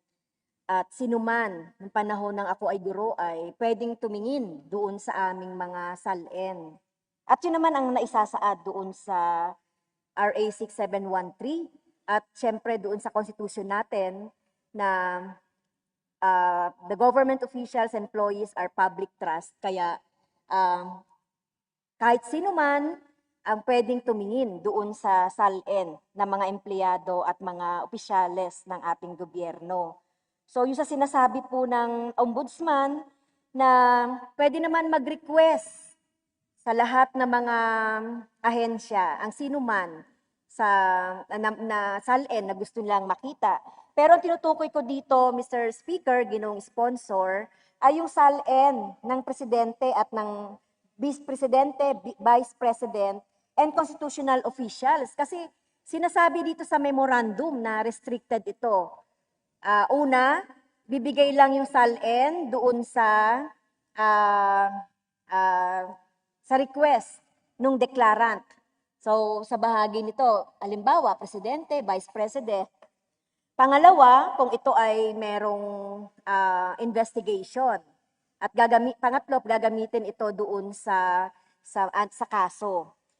So, itong Mr. Speaker, nababahala po ang kinatawang ito at nakita rin natin doon sa unang pagtatanong natin sa briefing na samot-sari talagang mga opinyon ang nakuha natin mula dito sa memorandum ng Ombudsman dated September 1, 2020. So, ang tanong ko lang po, Mr. Speaker, talagang ano na po, no? Dito sa memo na to, restricted na ang pagkuha ng SALN ng mga binanggit pong mga opisyales.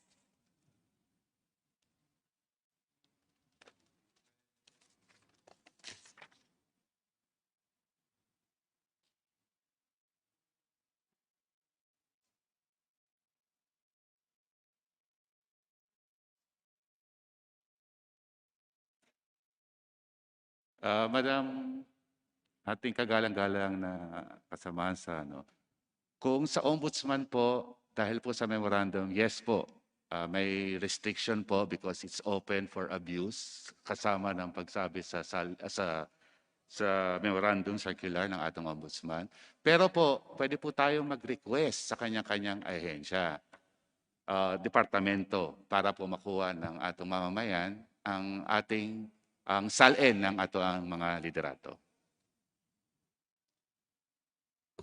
So, halimbawa po, ang SALN ni Ombudsman Martires at lahat ng mga opisyal at empleyado ng Office of the Ombudsman. So, doon po kuhanin sa Office of the Ombudsman dahil doon final. At kaya ang Ombudsman ang custodian. Ang SALN po ng Pangulo, Vice Presidente at heads of the constitutional bodies dahil sabi sa RA 6713 o Code of Conduct and Ethical Standards of Public Officials and Employees, Section 8A, the statement of assets, liabilities, and net worth and disclosure of business interest and financial connection shall be filed by constitutional and national elective official with National Office of the Ombudsman. SALN ng iba pang mga opisyal dahil sabi nga sa RA 6713, Section 8A, regional and local officials and employees with the Deputy Ombudsman in their respective regions. So officers of the armed forces from rank of colonel or naval captain with the office of the president and those below said ranks with the Deputy Ombudsman in their respective regions. This office should mean National Office of the Ombudsman and the offices below it. Sa Section 2 po, may nakalagay, may reference sa Office of the Ombudsman and its area offices. So, ibig sabihin po ba nito ay doon sa mga area offices din ng Ombudsman ay restricted din yung mga SALN na mga opisyal na binanggit ko na kung saan in custody ito o repository itong mga SALN na ito. Based po sa RA noong September 1, yes po. Pati po ang regional is guided upon the RA po.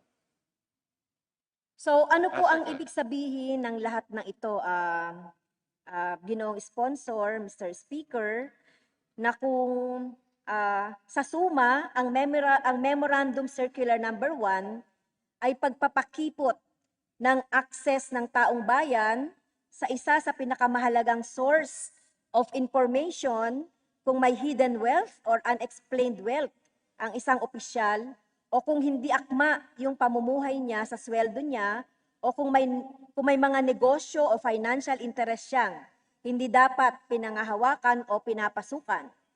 Mapagkukunan din ito ng iba pang mga impormasyon gaya ng kung sino mga kamag-anak ng isang opisyal sa gobyerno. Ang sabi nga sa RA 6713, Mr. Speaker, Ginoong Sponsor, Section 8, Statements and Disclosure, public officials and employees have an obligation to accomplish and submit declarations under oath, and the public has the right to know their assets, liabilities, net worth, and financial and business interests, including those of their spouses and unmarried children under 18 years of age living in their households. Sa labas ng tatlong napakalimitadong grounds ng Ombudsman, denied agad ang request for SALN kung walang letter of authority nung opisyal na may SALN.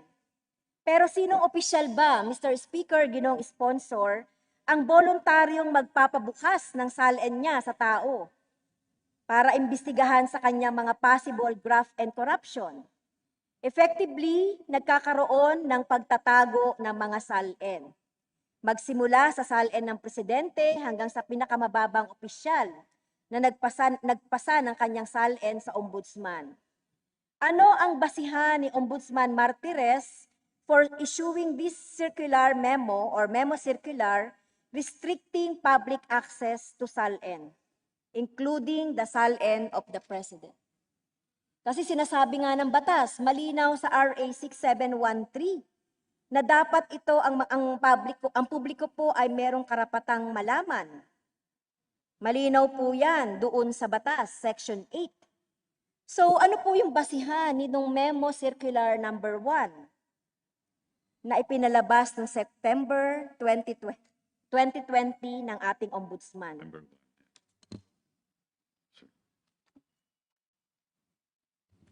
Mr. Sponsor, Mr. Speaker.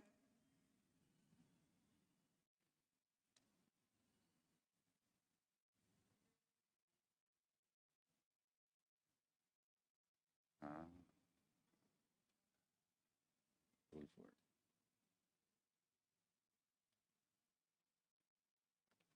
Medyo, ano to, Mr. Speaker, can I ask for a minute suspension to gather the correct answer and truthful answer? Majority Leader. Mr. Speaker, we move for a 1-minute suspension. So move, Mr. Speaker. Is there an objection? I hear none. The motion is approved. Session suspended.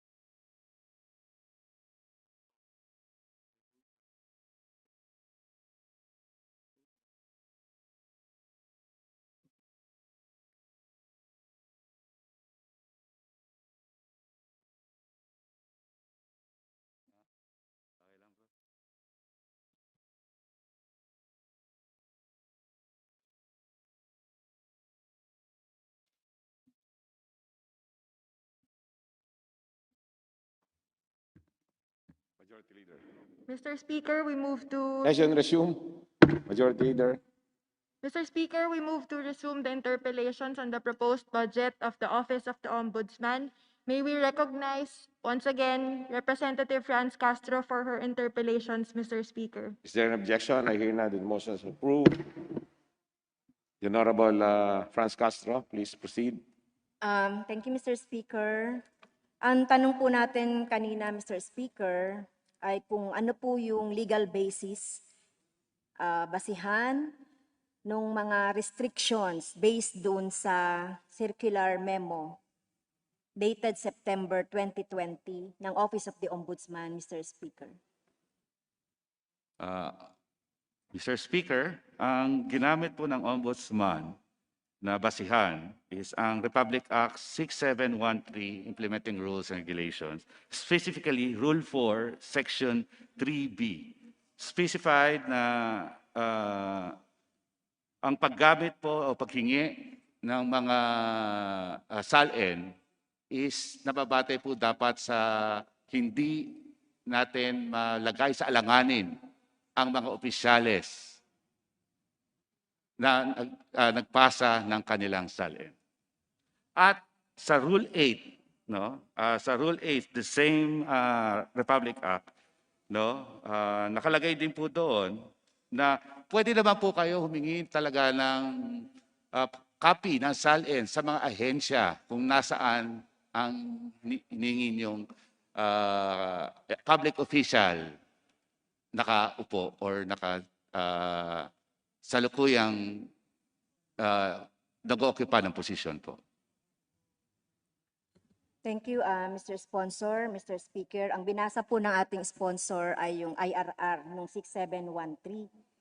Pero, di ba, basic naman po dun sa law, pag malinaw po yung katitikan doon sa batas, wala na pong dapat na iba pang maging interpretation. Malinaw po, based din doon sa Section 8 na binasa po sa IRR ng ating kagalang-galang na sponsor, na sinasabi dito, public has the right to know their assets, liabilities, net worth, etc. Including those of their spouses and unmarried children under 18 years of age living in their households. Kasi dito pa lang, Mr. Speaker, ginong sponsor, wala dapat mga restrictions. At yun naman yung naging, since in time immemorial, na isabatas ang 6713. Lahat ng mga empleyado at opisyal, ito naman ay ginagawa naman talaga to, in-open ito sa publiko. At kung meron namang may magtangkang masama doon sa opisyal gamit ang SALN, makikita rin naman yan sa pag-ano ng mga kaso. Okay? In fact, di ba? Nagamit nga yung SALN na to para tanggalin ang isang Chief Justice o dalawang Chief Justice, di ba? At ito yung basihan. Dahil talagang stricto po ang ating batas, Mr. Speaker, na talagang dapat ay transparent, may accountability ang mga opisyales at mga empleyado. So tingin ko po, with due respect po dun sa ating sponsor, Mr. Speaker, wala po itong basihan na itong memorandum circular number dated September 2020. In fact, sinabi ng ombudsman sa memo niya, and I quote, all requests to inspect or to take picture of SALN will be denied. Section 1B, pero is the ombudsman aware of Section 8C of RA 6713? Aware po ba ang ombudsman sa Section 80 RA 6713? Sige po, ang nakalagay po sa letter C, accessibility of documents. Any and all statements filed under this act shall be made available for inspection at reasonable hours. Nilagay po, Mr. Speaker, shall. So, obligado, di ba? For inspection, di ba? So, sa number 2 rin po, such statement shall be made available for copying or reproduction after 10 working days from time they are filed as required by law. Any person requesting a copy of statement shall be required to pay a reasonable fee to cover the cost of reproduction and mailing of such statement, as well as the cost of certification. Any statement filed under this act shall, underscore po Mr. Speaker, yung shall be available to the public for a period of 10 years after receipt of the statement. After such period, the statement may be destroyed unless needed in an ongoing investigation. Yan po. So nakalagay malinaw sa section, malinaw po sa RA 6713, walang sinasabing restriction. Hindi sinasabi yung tatlong kondisyon para i-restrict sa publiko ang SALN, lalong-lalo na ang mga opisyales ng gobyerno. Any comment from our sponsor, Mr. Speaker? What is the question po? Can we go, ano po yung katanungan po? Mr. Speaker, ituloy ko na lang inspection and repro of SALNs are mandatory. Okay? Ito po ay itinatalaga ng batas at walang memorandum or circular na pwedeng lumagpas pa sa batas, Mr. Speaker. And the only restrictions are reasonable hours. Kung hanggang kailan lang sila pwedeng iparepro at gawing open sa public at yung fee. In other words, obligasyon ng ombudsman bilang custodian na isapubliko ang SALN once these conditions are met. Obligasyon ipapasa sa iba pang opisina o kaya sa taong nag-file ng SALN. The memo circular bastardized the words of the law and reversed the meaning in some parts. Memorandum circular in section 2, period of accessibility. The request can be filed 10 working days from the time the SALN was filed as required by law, and for a period of 10 years from the receipt of SALN by the Office of the Ombudsman and its area offices. The SALN shall be destroyed 10 years after receipt thereof unless needed in an ongoing investigation. So, sa praktika, Mr. Speaker, Ginoong Sponsor, maalala ko pa, no? Kaming mga teachers noon, kailangan din namin kumuha ng clearance mula sa ombudsman. Kasi nasa nila yung SALN, di ba? Para malaman kung wala ba itong mga ongoing investigation. Ginawang mandatory yung optional. At ginawang optional yung mandatory sa pagiging available sa public or pwedeng ma-request.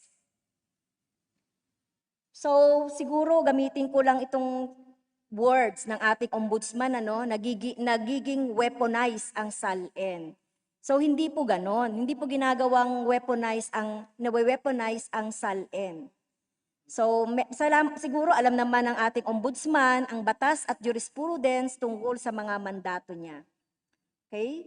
So, yun po, Mr. Speaker, wala pong basihan itong memorandum circular na ito. Kasi kung ipagpapatuloy po itong memorandum na ito ay nangangamba po ako, Mr. Speaker, na ito na yung magiging norms, magiging standard ng lahat ng mga opisina na wala ng access ang ating publiko sa SALN ng ating mga empleyado at mga opisyal. Mr. Speaker, comment po from the sa ating pong kagalang-galang na sponsor. Again po, sa Office of the Ombudsman po may restriction, but again, it's not only the Office of the Ombudsman pwede tayo kumuha, kundi sa kanya-kanyang respective agency rin po, pwede tayong humingi ng SALN. Okay. Meron pong mga ang tanong ko po, kailan po meron po bang mga nag-request sa Office of the Ombudsman ng SALN ng Presidente? Meron ba daw request? Request sa Office of the Ombudsman, SALN ng Presidente. Meron ba? Yes or no lang sagot ko. Meron bang request? Meron ba? Okay. Meron po, pero dininay. Meron po. Okay. Ano po yung naging aksyon ng ating ombudsman? Because of the restriction po, na-deny po ang request sa SALN ng ating Pangulo sa Office of the Ombudsman. So yun po ang sinasabi natin, Mr. Speaker, talagang nire-restrict ba nitong sinasabi nating memo na ito na sa scrutiny ng publiko ay hindi makita itong SALN. At alam niyo po, siguro correct me if I'm wrong, Mr. Speaker, na hindi na isa sa publiko ang SALN ng Presidente sa year ng 2018 and 2019. Tama po ba? Ang memorandum po ay September 1, 2020. Kung apektado po ang 2018, parang antedate po yung circular. Ibig sabihin po yung circular memo ay retro? Kasi 2018-2019, Mr. Speaker, dahil sa report po natin ay hindi po napapakita yung SALN ng Presidente.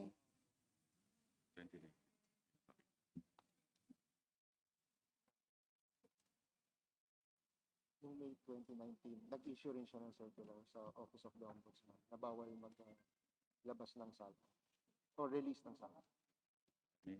May 2019. Opo, kasi po ang Office of the President nag-release rin po ng circular or memorandum, no, na hindi po pinapayagan na mag-release ng SALN noong May 2019 po.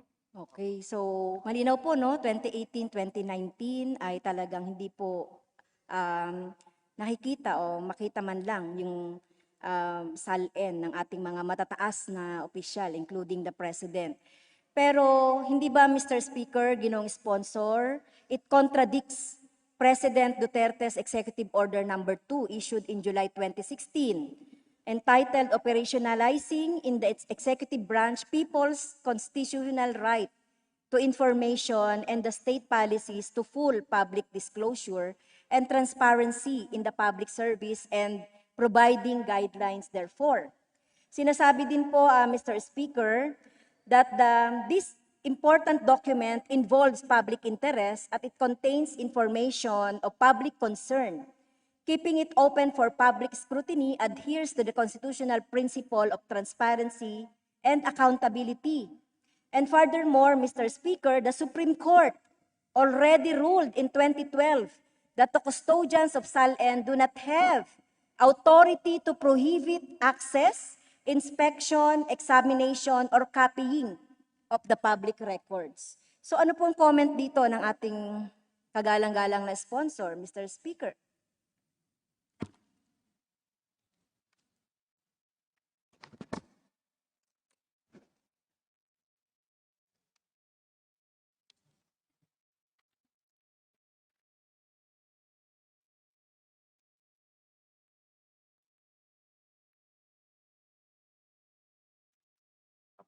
For justice.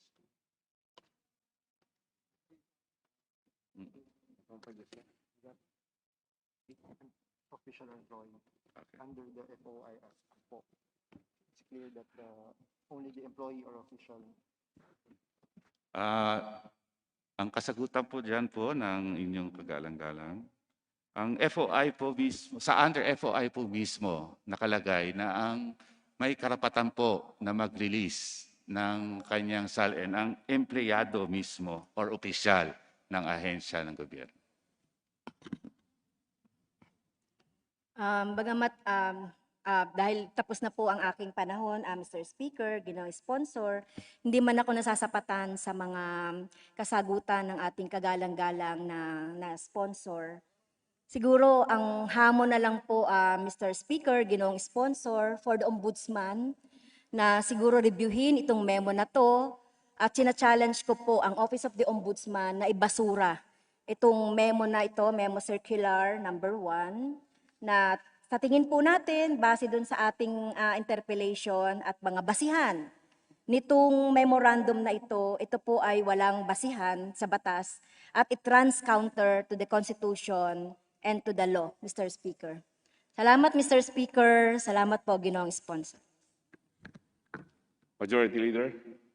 Mr. Speaker, next to interpellate the honorable sponsor, may we recognize Representative Edsel Lagman of the 1st District of Albay. So moved, Mr. Speaker. The Honorable Edsel Lagman is hereby recognized.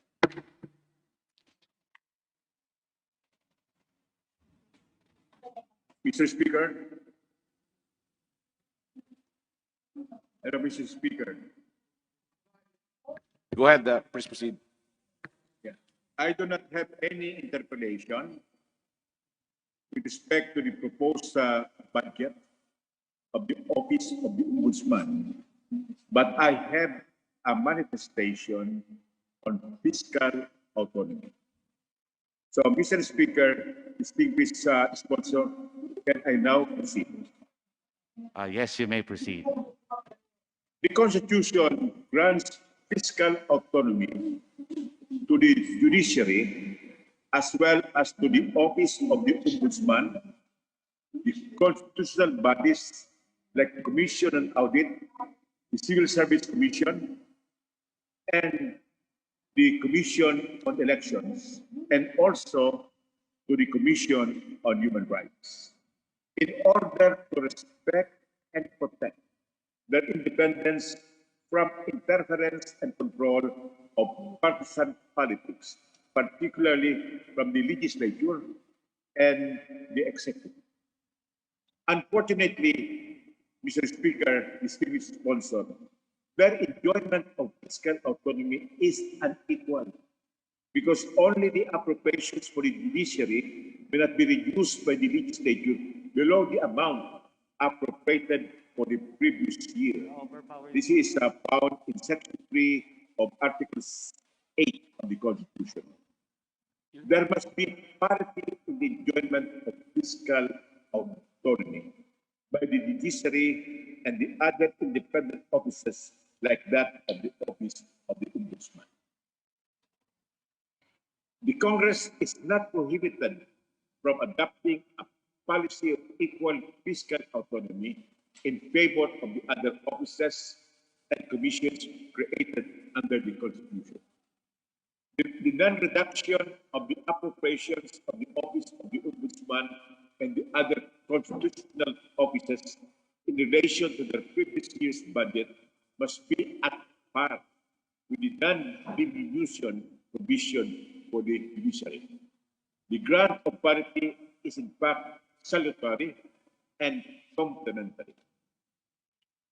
In the case of Benson versus Dillon, GR number 103524, April 15, 1992, 20 years ago, 20 long years ago, the Supreme Court had the opportunity to define the scope and intent of fiscal autonomy in this wise, and I quote, as envisioned in the Constitution, the fiscal autonomy enjoyed by the judiciary, the Civil Service Commission, the Commission on Audit, the Commission on Elections, and the Office of the Ombudsman contemplates a guarantee of full flexibility to allocate and utilize the resources with the wisdom and dispatch that their needs require. Fiscal autonomy means freedom from outside control. If the Supreme Court says it needs 100 typewriters, but DBM rules we need only 10 typewriters and sends the recommendation to Congress without even informing us, the autonomy given by the Constitution becomes an empty and illusory platitude. The judiciary, according to the Supreme Court, the Constitutional Commission, and the Ombudsman must have the independence and flexibility needed in the discharge of their constitutional duties. And the Supreme Court concluded, in the interest of comity and cooperation, the Supreme Court, Constitutional Commission, and the Ombudsman have so far limited their objections to constant reminders. We now agree with the petitioners that this grant of autonomy should cease to be a meaningless provision. In the spirit of full fiscal autonomy, the allocation for personal services of the Office of the Ombudsman for fiscal year 2021 should not be reduced to 2,443,172,000, which is less, may I just underscore that, which is less than its 2020 appropriation of 2,838,586,000, or a reduction of 395,414,000. Moreover, there is no provision for capital outlay for the Ombudsman in 2021, unlike in 2020 when it was provided a capital outlay of 353,395,000. I am informed, Mr. Chairman, Mr. Speaker, distinguished sponsor, that the Ombudsman requested for a capital outlay of 210 million for the acquisition of IT equipment for the work from home services of its personnel. If the Office of the Ombudsman needs capital outlay for 2021, then this should be granted by the Congress to uphold and sustain fiscal autonomy. Accordingly, Mr. Speaker, and distinguished sponsor, I will join the majority at the proper time in restoring the appropriations of the Office of the Ombudsman to its 2020 level or even augment the same. Thank you, Mr. Speaker and distinguished sponsor. Majority Leader.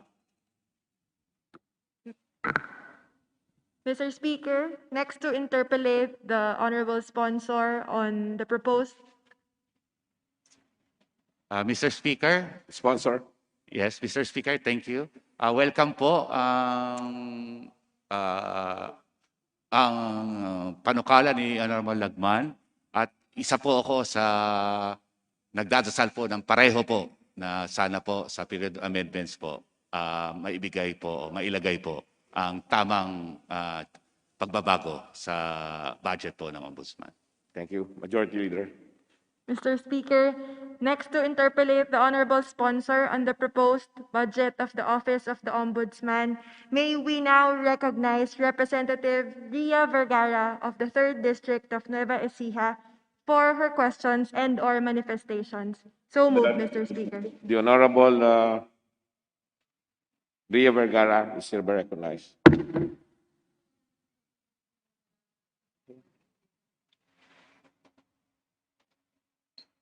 Good morning, sir. Can you hear me? Yes, ma'am. Mr. Speaker, honorable sponsor, I understand that the budgetary constraints have unfortunately limited the capacity of the Office of the Ombudsman to timely resolve complaints filed with it. Hence, I would like to know if the Office of the Ombudsman has been able to make an internal assessment and determine a specific budgetary requirement that could result in a particular reduction in the time it takes to resolve cases filed with it. And if this budget will allow, for,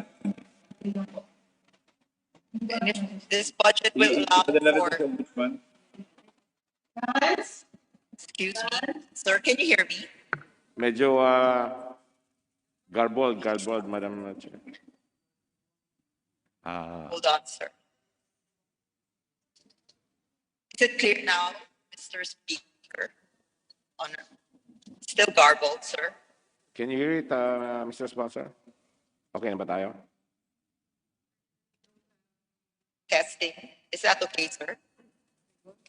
Go ahead, Go ahead. Congresswoman Ria. Thank you, sir.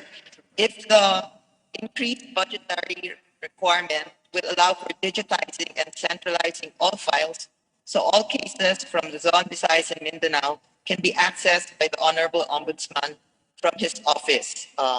If this is done, sir, what is the reduction in time that it will take for the Ombudsman to resolve cases filed with it?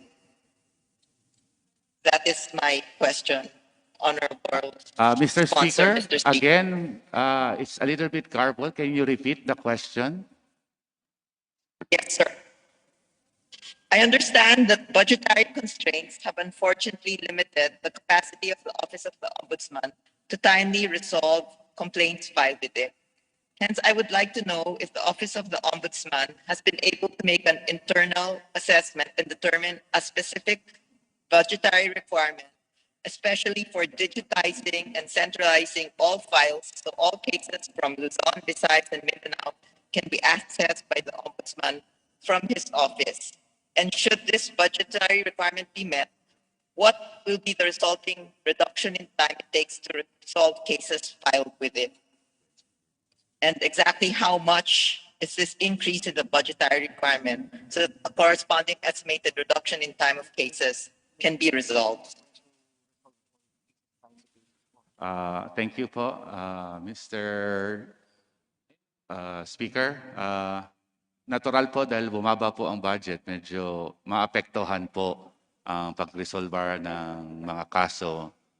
But palagi naman po kahit ano pong budget ang sinusubukan po ng ahensya ng Ombudsman na i-resolve as soon as possible.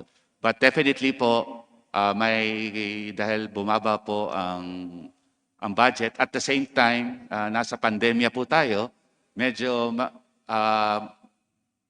mababagal po ang ibang mga kaso, especially yung mga nasa regional offices.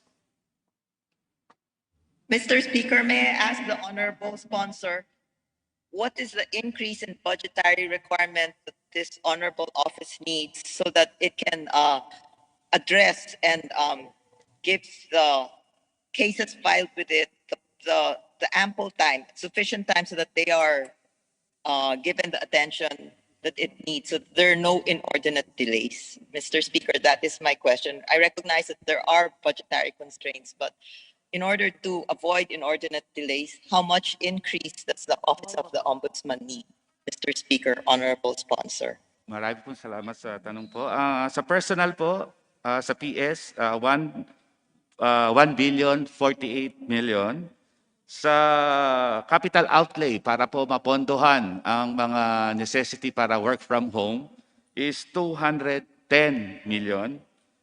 A total of 1 billion and 314 million po.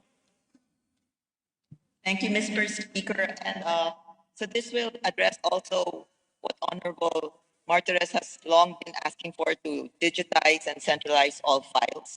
This allows for information for the IT equipment that the Ombudsman needs. Opo. Yan po ang nakita nila na pangangailangan nila para maka-adapt sila sa situation po ngayon ng pandemya. Last question, Mr. Speaker, honorable sponsor. Should this budget be allocated, what reduction in time can we see in the processing of cases filed with the Office of the Ombudsman, Mr. Speaker? In any assessment po, it will be, kung reduction of time po, mahirap po i-assess ang eksakto. But definitely po, gagawin po ng Ombudsman ang lahat na makakaya para bumilis. Pero ganun pa man, kung ito po ang budget, medyo tatagal po ng 6 months po para maservar ang mga kaso. Usually 6 months to 1 year. But dahil pandemya at medyo hindi maka-adjust sa budget ang ahensya, baka we're looking po mga 20 to 30% na time sa pagbagal po. Thank you, Mr. Speaker. At the appropriate time, this representation shall move for an amendment to increase the budget of the Ombudsman by 1.3 billion. Thank you, Mr. Speaker, honorable sponsor. Good morning. Salamat din po. Majority Leader. Mr. Speaker, next to interpellate the sponsor on the proposed budget of the Office of the Ombudsman, may we now recognize Representative Carlos Isagani Zarate of the Bayan Muna Party List for his questions and/or manifestations. So moved, Mr. Speaker. The Honorable Carlos Zarate is recognized. Mr. Sponsor, how is my reception at the plenary hall, Mr. Sponsor, Mr. Speaker? Malinaw po ba ang boses ko sa plenary, Mr. Sponsor, Mr. Speaker? Malinaw na malinaw po. You may continue po. Maraming salamat, galang-galang na sponsor, Mr. Speaker. Hindi ko na po babanggitin at ang magtatanong doon sa usapin ng Circular number 1 dahil ito po ay natalakay na rin ni kagalang-galang Kinatawan Castro at maging doon ho sa fiscal autonomy, no, na issue ngayon dahil nga sa reduction ng budget ng Office of the Ombudsman, no, na nakakasundo naman marahil ang lahat na miyembro ng Kamara na ang Office of the Ombudsman ay isang constitutional office at dapat nirerespeto ang kanyang fiscal autonomy sa usapin ng appropriation. Doon na lang ho ako tutungo sa ibang usapin, no, tungkol sa function and duties and responsibilities of the Office of the Ombudsman. Sa isang pag-aaral po, ginoong sponsor, Mr. Speaker, binabanggit doon na sa taong 2019, noong nakaraang taon, ay nakapagsampa lamang ang Ombudsman prosecutors ng 198 new cases sa Sandigang Bayan. Galing po itong data na ito sa Judicial and Records Division mismo, no, ng Anti-Graft Court. No.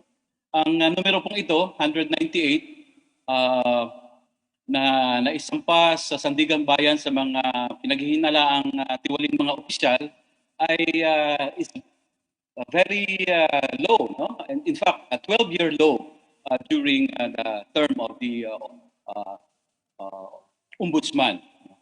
In fact, sinasabi rin sa pag-aaral na ito na parang ang mga ombudsman prosecutors, and I may use the quote, no, appeared less eager to bring new cases to the proper courts, no, because this was a drastic 270% drop from the 739 cases filed in the previous year of 2018.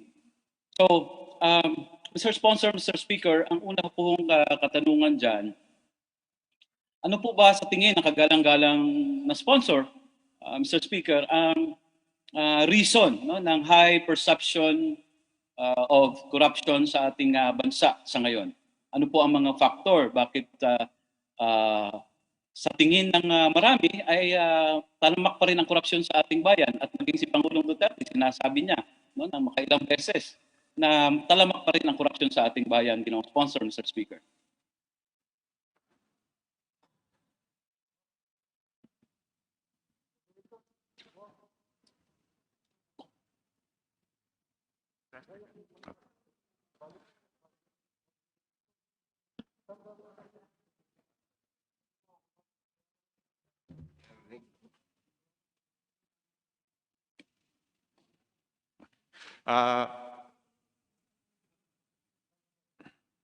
Yes.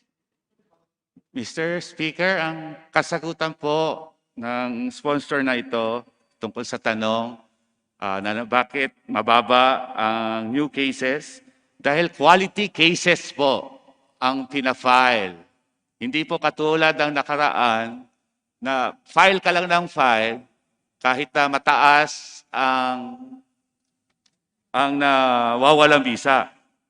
Ngayon po, dahil po kahit na 198 new cases, ang napanalo na kaso ay 50.5%.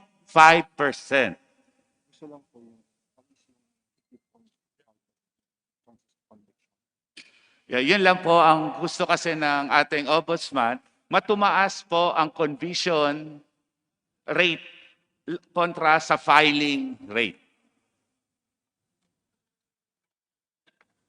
Salamat, ginong sponsor, Mr. Speaker. Lilinawin ko lang po, no? In 2019, 198 new cases were filed. And ibig niyo po bang sabihin dito sa 198 new cases na ito, nasabi ninyo ay quality cases, 58% na po ang natapos nito, Mr. Sponsor, Mr. Speaker?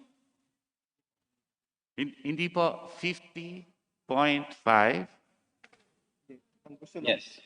Ang gusto, okay. Ang target po ng ombudsman is itong taon na to is 50.5% ang conviction rate ng ahensya ng ombudsman. Yan po ang target. 50.5% conviction rate.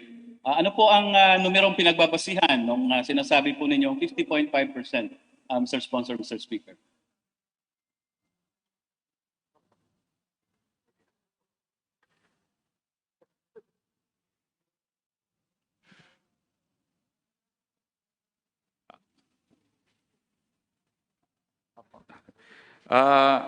Hindi lang po basta criminal cases po. May admin cases po. Kung hindi po pwede sa criminal cases, nililipat po natin siya sa admin cases po. Salamat, ginong sponsor, Mr. Speaker. Sinabi po ng kagalang-galang na sponsor, doon sa aking nabanggit na numero, 198 new cases in 2019, na napakababa, a 12-year low, sabi po doon sa isang pag-aaral.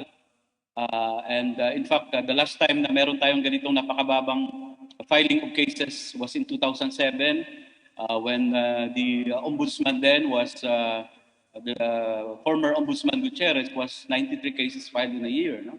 And after 12 years, ngayon nga po, napakababa ng filing ng cases, no, 198 last year. When, well, your the answer of the good sponsor, Mr. Speaker, is dahil gusto natin ng quality cases na na-file. Bilang halimbawa lang po, out of the 198 new cases, without necessarily dwelling on the details, no? Ano po ang mga halimbawa ng mga kasong ito na sabi po ninyo ay quality cases na isinampa ng Office of the Ombudsman?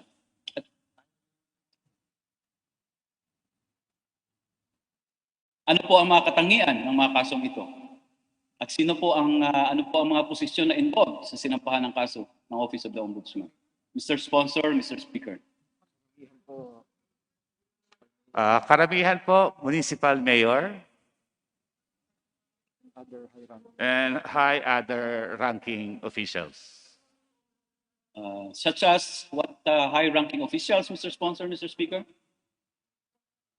Mga PTAF cases po. Come again, Mr. Sponsor? Related to PIDA. Karamihan po, mayor at high-ranking officials. Ang katanungan niyo po kung sino sa high-ranking officials at ano, mga PDAF cases. Thank you, Mr. Sponsor, Mr. Speaker. Now, as I have mentioned earlier, Mr. Sponsor, Mr. Speaker, despite the filing of these cases, and you said you even under the term of the Ombudsman Martires ay pinipili no quality cases. Gaya ng nabanggit ko kanina, ay napakataas pa rin ng perception no, na makalamak ang korupsyon sa ating bansa. Base nga po doon sa isang Corruption Perception Index, no? Ito po ay isang based sa Berlin, Transparency International. Doon po sa perception of corruption sa Pilipinas, sinasabi nito na it has worsened in the past years, with the country sliding 14 places to 113 out of the 180 countries covered by the report. No? So ang Pilipinas po, bumagsak yung kanyang ranking from 99 in 2018 to 113 last year. So ibig sabihin po, talagang lumala ang korupsyon. At gaya ng nabanggit ko kanina, maging ang Malacanang, si Pangulong Duterte, sinabi niya, malala pa rin ang korupsyon. Kahit dito sa ating kapulungan, ang pinaka mainit na ginawa nating investigasyon itong nakaraan ay ang mga anomalya no, sa PhilHealth. So, Mr. Sponsor, Mr. Speaker, kaugnay dyan, ang akin pong katanungan, hindi po kaya malaki rin ang naging papel ng Office of the Ombudsman para magkaroon ng ganitong perception of corruption ang Pilipinas dahil po sa naging parang malamya o hindi proaktibong papel ng Office of the Ombudsman in rounding after corrupt employees and officials. Mr. Sponsor, Mr. Speaker.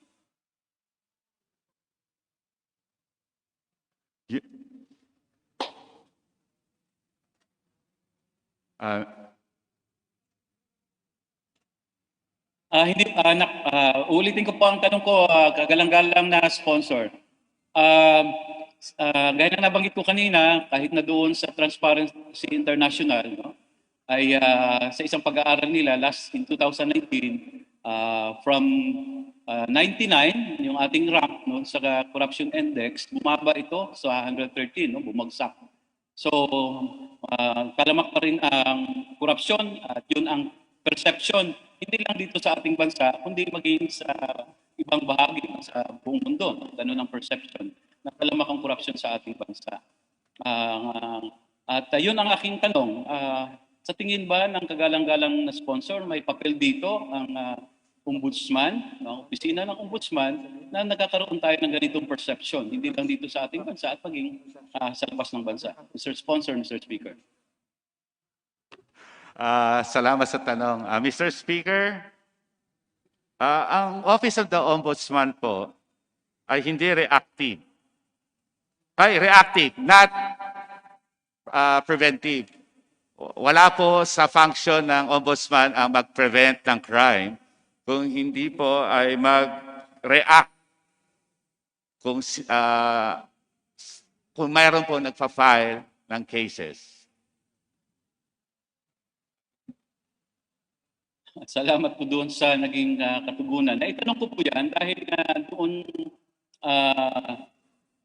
September 22, no, during our budget briefing, nagbitaw ng statement ng ating ombudsman na sinasabi niya na itong filing of cases against government officials is just a form of harassment. No?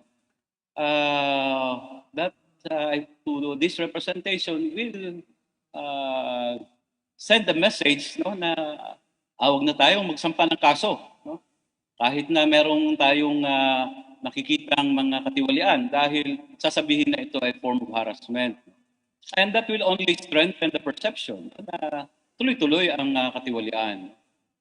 And while you were saying that hindi reactive, no? Hindi preventive at reactive, well, I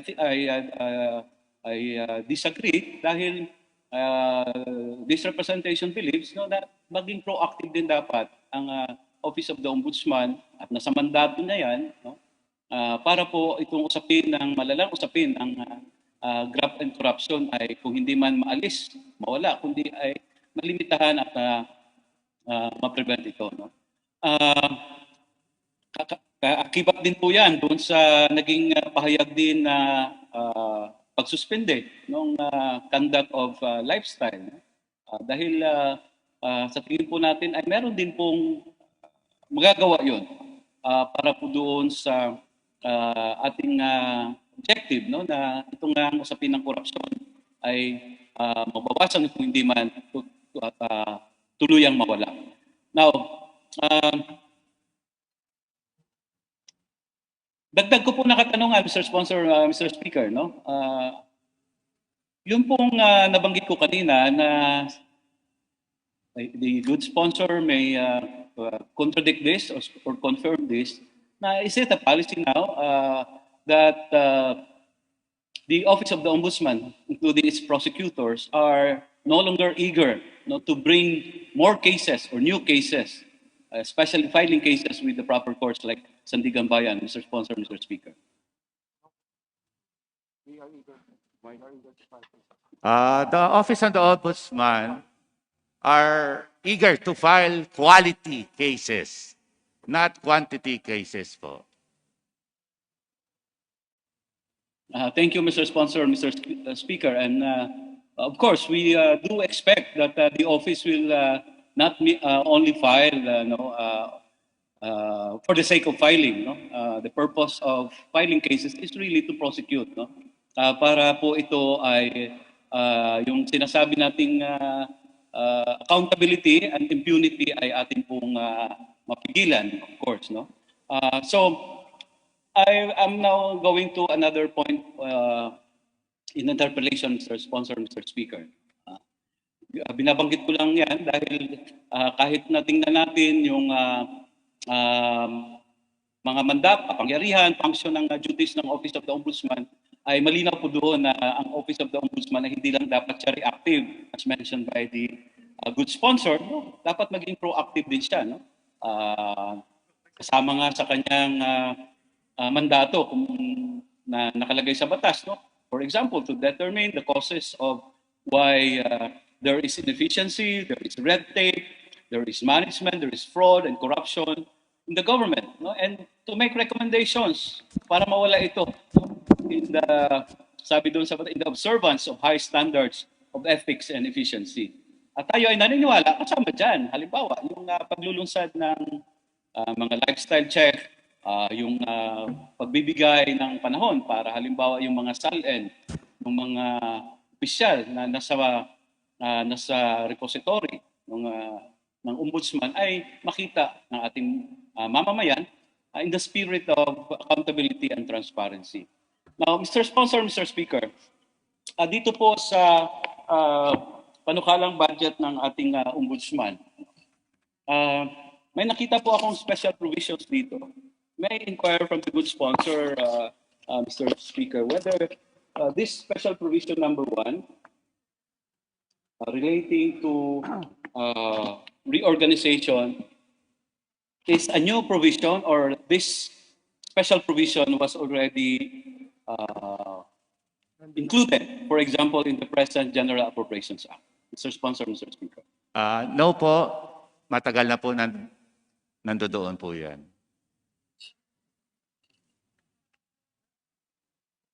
So is the good sponsor saying that this plan to reorganize the Office of the Ombudsman has long been in the pipeline for quite some time, Mr. Sponsor, Mr. Speaker? 2018 pa po yan.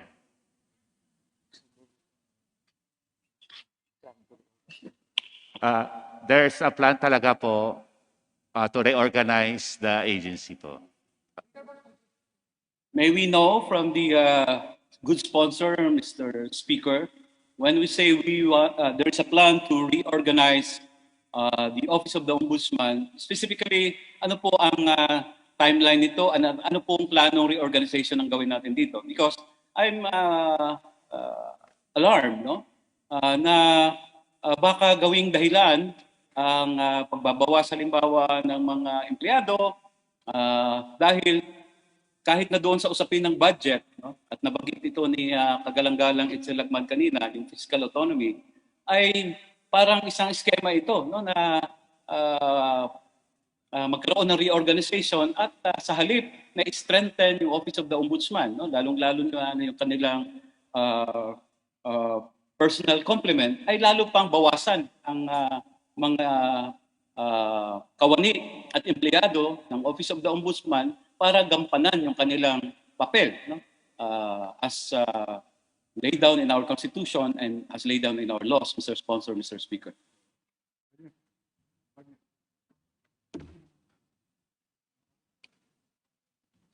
Mr. Speaker,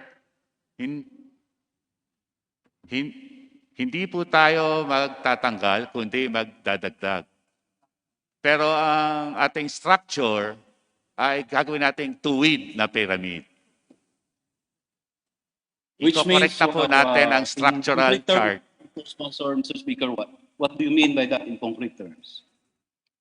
Kasi po sa nakasanayan po, inverted pyramid po ang structural ng ombudsman. Top heavy po siya. In short, kaya po minsan didismiss sa mga kaso, kasi po mas marami po ang nasa JO kontra po ang aktual na nagtatrabaho sa mga kaso.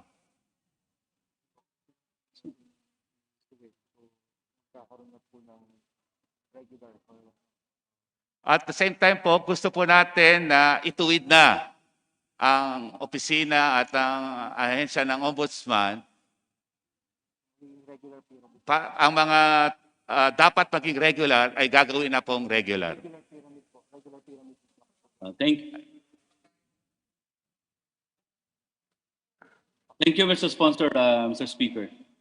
So ang ibig pong sabihin nito ay magdadagdag ng mga karagdagang mga kawani o personnel para doon sa kanilang mandato na habulin, i-prosecute yung mga tiwaling mga opisyal at mga kawani ng pamahalaan. Tama po ba, Mr. Sponsor, Mr. Speaker? Tama po kayo. At ang ibig po bang sabihin nito, isa sa palakasin na kagawaran ng or opisina within the Office of the Ombudsman ay yung kanilang prosecutorial arm, Mr. Sponsor, Mr. Speaker.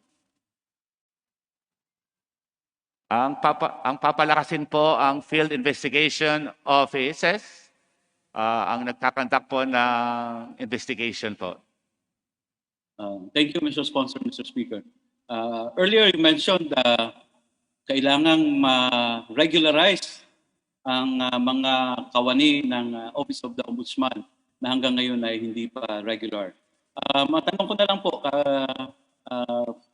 kadugtong dyan, ilan po ba ang mga job orders, ilan po ang mga casual, at ilan po ang mga contract of service ng mga empleyado ng Office of the Ombudsman sa buong kapuluan, Mr. Sponsor, Mr. Speaker?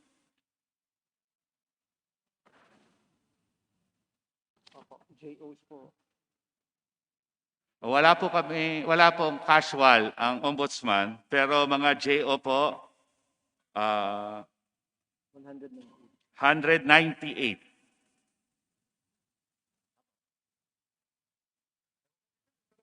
At yan po ang pinipilit natin na maging regular employees.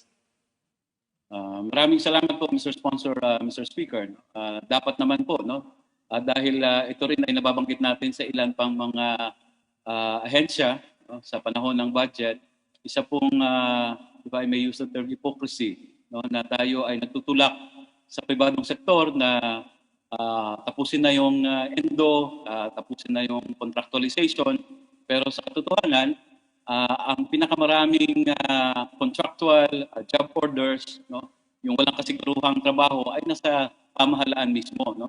At kahit nga ang Office of the Ombudsman, gaya ng nabanggit na kagalang-galang ng sponsor, ay marami itong mga kawani or empleyado na hindi pa rin regular at hindi nakakatanggap ng karampatang o tamang sahod or benepisyo dahil sila hindi regular.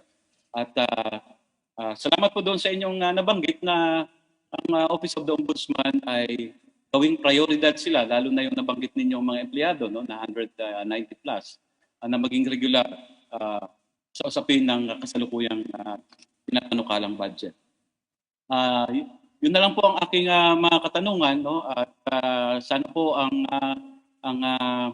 hiling ng kinatawang ito, no, na ang ating opisina ng Ombudsman ay talagang gampanan niya ang kanyang papel, no, sa ating lipunan, no, na bantayan ang mga usapin ng graft and corruption, no, at maging hindi lang siya reactive, proactive siya, no, sa pagtugis, no, ng mga tiwaling opisyal, tiwaling kawani ng ating pamahalaan dahil nga isa ito sa dahilan, no, kung bakit ang ating mga napakalimitadong resources noon pa man maging hanggang ngayon ay napapariwara, no, at hindi napupunta doon sa dapat pagpupuntahan, no, sa mga kahilingan at kagalingan ng ating mga mamamayan dahil pupunta ito sa korupsyon.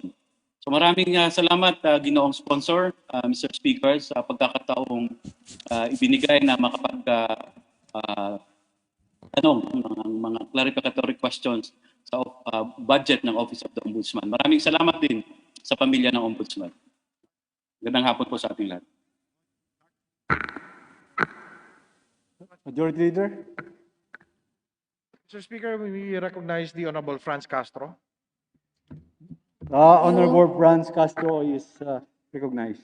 Thank you, Mr. Speaker. Inasmuch as there is no other member from the minority bloc who wish to interpellate the sponsor on the budget of the Office of the Ombudsman, may I move to terminate the deliberation and interpellation of the same, Mr. Speaker. Majority Leader. Mr. Speaker, we join the minority in their motion and we respectfully move to terminate the interpellation on the proposed budget of the Office of the Ombudsman. So moved, Mr. Speaker. Is there any objection? The chair hearing none. The budget of the Office of the Ombudsman is now terminated. Congratulations. Mr. Speaker, I move to suspend the session to allow our guests and their technical staffs to vacate the floor and also allow the guests and technical staffs of the next department or agencies to prepare. So moved, Mr. Speaker. Session suspended.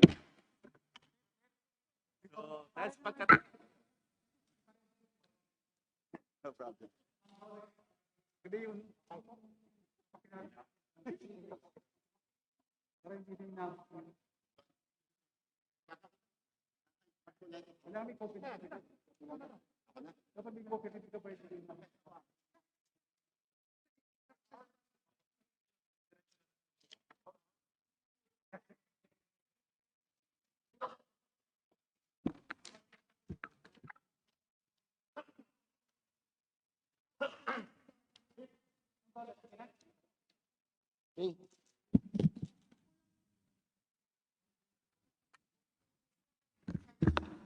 Session resumed. Majority Leader. Mr. Speaker, I move that we resume consideration of the budget deliberation of the judiciary.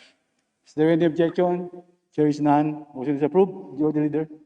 Mr. Speaker, I move that we recognize the Honorable Mikey Arroyo to continue with the sponsorship of the budget. And with that, I move that we move to the next interpreter, the Honorable. I move that we recognize the Honorable Kit Belmonte for his interpellation. Before recognizing the interpellator, I would like to recognize the author, the Senior Vice Chair of Energy, the Deputy Majority Leader, Mike Cabalen, Congressman Mikey Arroyo. Congressman Kit Belmonte, you may continue your interpellation. Thank you very much, Mr. Speaker. Again, I would like to thank the debonair and gracious Deputy Majority Leader for allowing me not to interpolate him, but to make this short manifestation. As promised, I will keep it short, Mr. Chair. Please proceed. Mr. Speaker. In these times of great uncertainty, the nation looks to its courts for anchorage. We look to them to reflect what binds us together as a nation. Our values, our rights, the idea that we all answer to the same laws. Ang Korte Suprema ang pinakamaliwanag na sagisag ng katotohanan ito. And we all appeal to them to resist efforts to wield our legal system for the self-interest of a powerful few, to uphold the highest ideals of judicial independence, impartiality, integrity, and justice itself.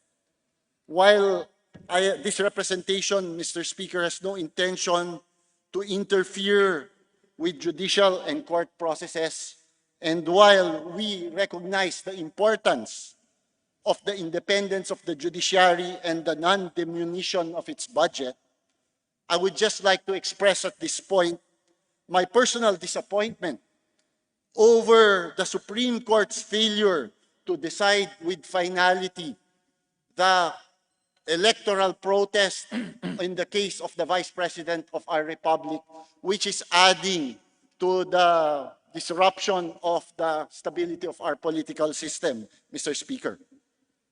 It is clear to me, at least to me also as a practicing lawyer before I became a representative of the people of the 6th District of Quezon City, na noong 2016 elections, nanalo po si Vice President Leni Robredo. At doon po sa electoral protest recount na para po sa mga laymen ay para na rin po preliminary investigation, ay lumaki pa po ang kanyang panalo. And sa aking konting karanasan sa practice, ay pwede na rin pong ma-dismiss, good as pang dismissal na po yan ng kaso. Nais ko lang pong maintindihan, of course, I defer to the wisdom of the best lawyers in the land and the Supreme Court. Pero nais ko lang pong maintindihan, nais ko lang din pong maintindihan mga kababayan natin kung bakit hindi pa po nila tudlukan with finality ang issue na to. But Mr. Speaker, I don't need an answer to that ngayon. There being no other member of the minority who wishes to propound questions from the sponsor of this measure, I would like to terminate no other member of the minority who wishes to interpolate or propound questions of the sponsor. I would like to terminate the budget deliberations for the judiciary, Mr. Speaker, Your Honor. Majority Leader. Mr. Speaker, we join the minority in their motion and we respectfully move to terminate the interpellation on the proposed budget of the judiciary. So moved, Mr. Speaker. Is there any objection? The chair is none. The budget of the judiciary is for 2021 is now terminated. Congratulations. Thank you very much. Thank you. Mr. Speaker, we move to suspend the session. Your session suspended.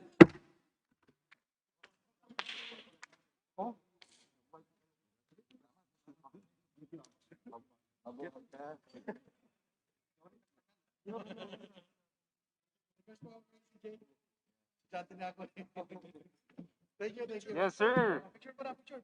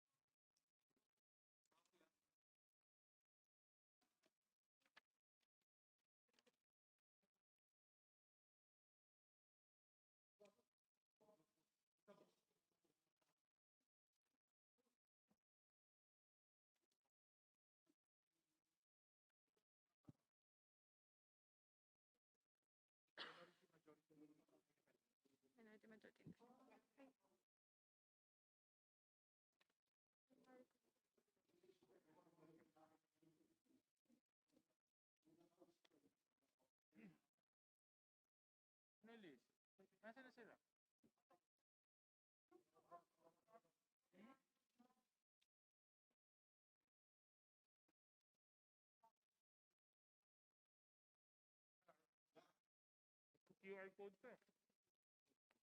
Oh, basta pwede na. Oh. Oh.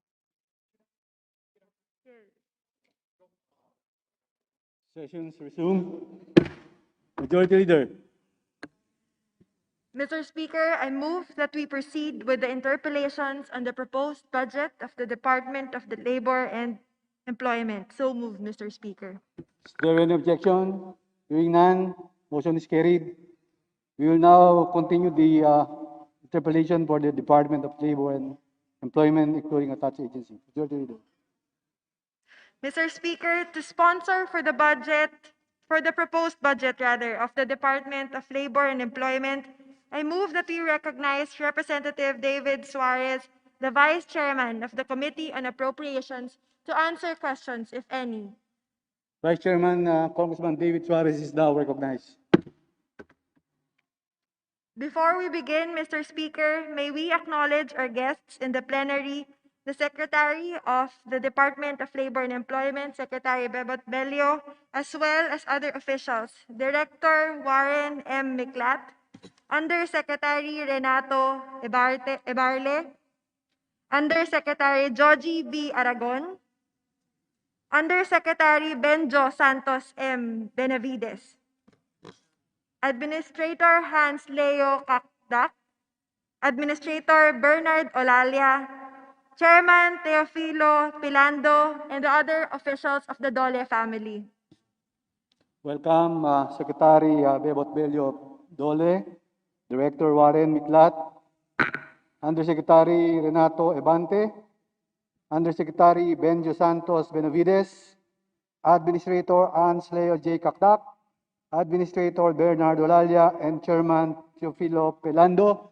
Welcome po dito sa House of the People. Majority Leader.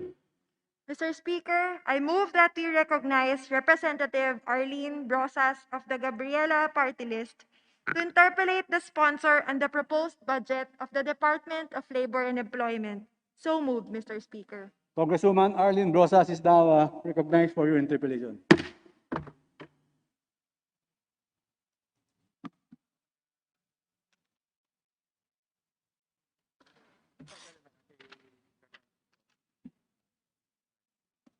Thank you.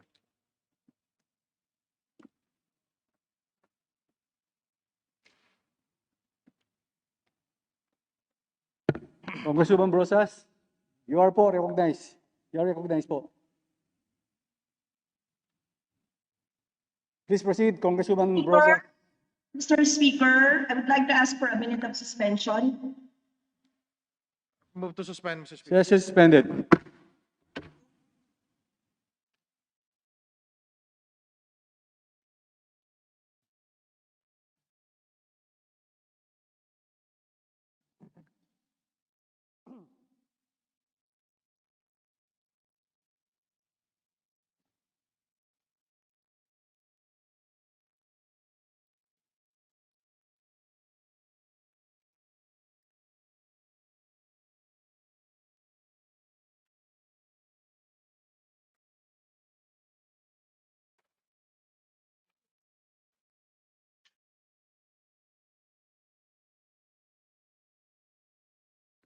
Majority Leader, session resume.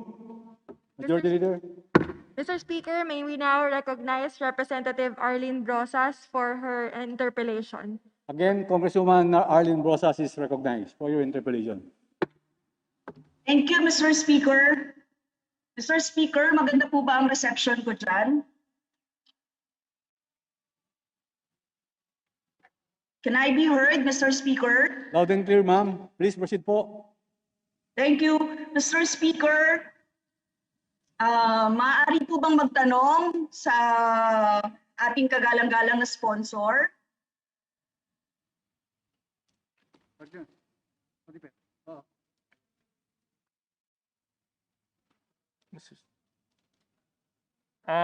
Congresswoman Arlene Brosas, we will be more than welcome to address all your concerns and queries regarding the budget of the Department of Labor and Employment. Thank you, Mr. Speaker, Mr. Sponsor. Mr. Speaker, nabanggit po noong nakaraang committee hearing na tuloy-tuloy ang OSH inspection ng DOLE. Tama po ba? That is correct, Mr. Speaker. Mr. Speaker, Mr. Sponsor, nag-request po kami ng detalye ng inspection sa budget hearing. Pero hanggang ngayon po hindi pa namin natatanggap ito. Maaari po bang makuha o masubmit ng DOLE ang mga inspection na ginawa, Mr. Speaker? Yes, Mr. Speaker, we will submit to the office of our good Congresswoman Arlene Brosas, representing Gabriela Partides, the results of the monitoring and inspection conducted by DOLE together with DTI and the local government units. Thank you, Mr. Speaker. Next question, Mr. Speaker, Mr. Sponsor. Noong May 6, naglabas ang DOLE ng Department Order number 213, series of 2020, na nagsasabi po na all inspections are suspended for the duration of the community quarantine. Kung sinasabi po ninyo na tuloy pa rin ang inspection, bakit po may nilabas ang DOLE na ganitong order? Mr. Speaker, Mr. Sponsor.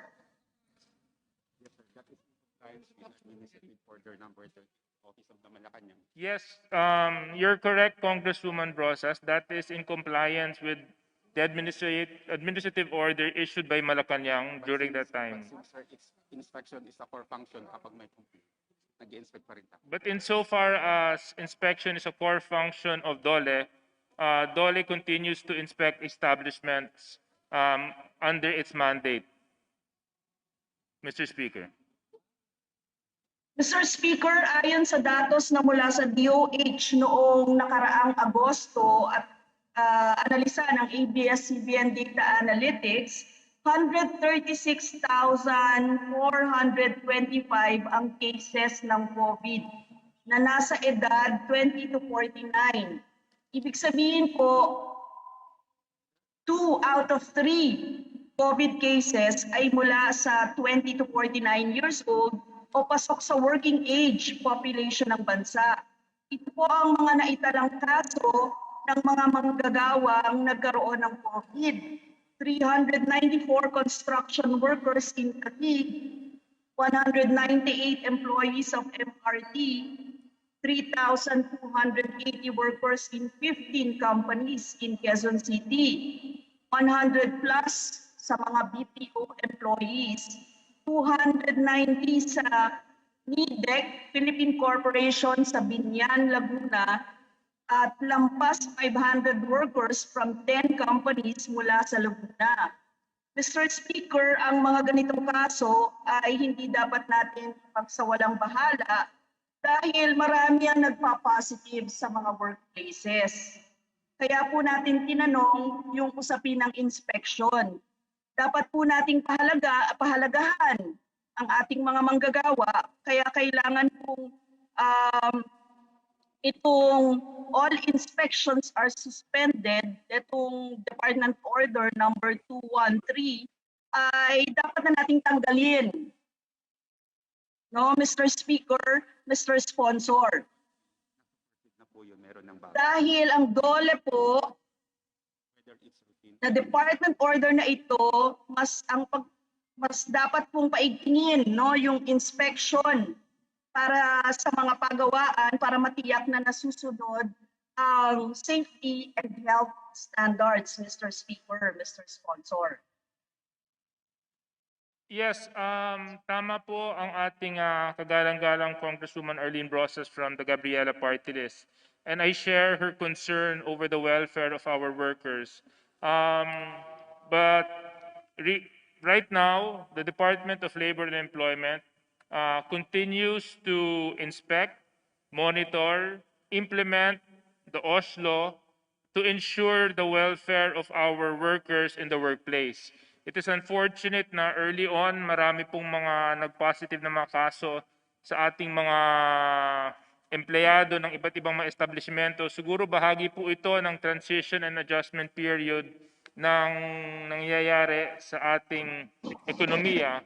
But given the present situation, we believe that presently the situation is continuously improving, and the Department Order 213 has already been repealed, Mr. Speaker.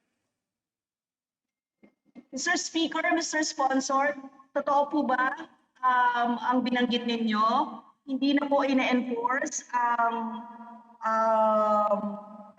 Department Order number 213. Kailan po ito hindi na in-enforce? Kasi mahalaga po ito, Mr. Speaker, Mr. Sponsor, kasi nakalagay po dyan sa Section 1, prescriptive periods, the prescriptive periods for the commencement of actions, claims, petitions, complaints, and other proceedings before the regional offices, bureaus, and the office of the Secretary of DOLE shall be interrupted reckoned from 16 March 2020 and shall begin to run when the ECQ or GCQ is lifted. Eh, hindi pa po nalilift yung GCQ. Nung panahon po ng buwan ng Agosto, nirepeal na po ang Department Order 213, kagalang-galang na Speaker, for the information of Congresswoman Arlene Brosas. Mr. Speaker, Mr. Sponsor, kailan po exact date nung Agosto? Nakalagay din po kasi sa Section 6 niyan, routine inspection, complaint inspection, occupational safety and health investigation. All inspections are suspended for the duration of the community quarantine.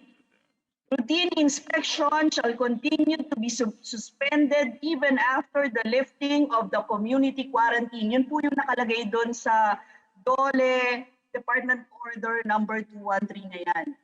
Yes. So, kailan po noong Agosto, exactly, tinanggal ang DOLE Department Order na ito? Yes, Mr. Speaker, it was on August 14. That would be the exact date. But under the guidelines of IATF, the prescriptive period continues on areas under ECQ and MECQ. Mr. Speaker. So, Mr. Speaker, Ginoong sponsor, ina-enforce pa rin. Tama, di ba? Kasi sinabi niyo po, sa mga areas na MECQ, meron pa rin ganyan eh. So, Yes. ano ito? Ibig sabihin, may mga certain areas sine-select lang, selective po ito, ang pagpapatupad ng Department Order na ito. Opo, nakikita po ng Department of Labor and Employment na pabor po ito sa ating mga manggagawa because even after the lockdown, they can continue to file cases, Mr. Speaker. Alam niyo po, Mr. Speaker, kaya natin ito tinatanong. Kasi yung suspension po ng inspection na nilabas na order ng DOLE, kasi ang gusto po sana natin, dapat mas paigtingin pa ang inspection. Dahil hindi lang usual workplace, safety and health concerns ang usapin po dito, kundi pati yung health protocols kaugnay ng COVID na kailangan pong i-monitor closely ng DOLE. Kasi yun po ang mandate ng DOLE, di ba? Kailangan po binanggit ko nga yung mga cases para po makita natin, marami-rami po yun, no, na nagpa-positive na kailangan talagang ma-check, no, ng DOLE kung ano yung situation ng ating mga workers. Ilan po ba yung current inspectors na assigned sa ganitong gawain? Kasi sinasabi niyo po, ibig sabihin, ine-enforce pa rin to hanggang ngayon. So ilan po yung mga inspectors na after August 14, ano? Sinabi nyo, ano na hindi na ito ine-enforce. So ilan na po yung inspectors ngayon na meron tayo? Maraming salamat, Congressman Brosas, sa pagpapakita niyo ng pagmamalasakit at pagmamahal sa ating mga manggagawa. Sa kasalukuyan po, meron po tayong 710 inspectors na nag-i-inspect ng iba't ibang mga establishmento.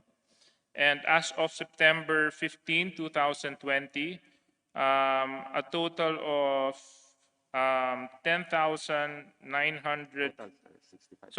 65,669 have been covered by this inspection, Mr. Speaker.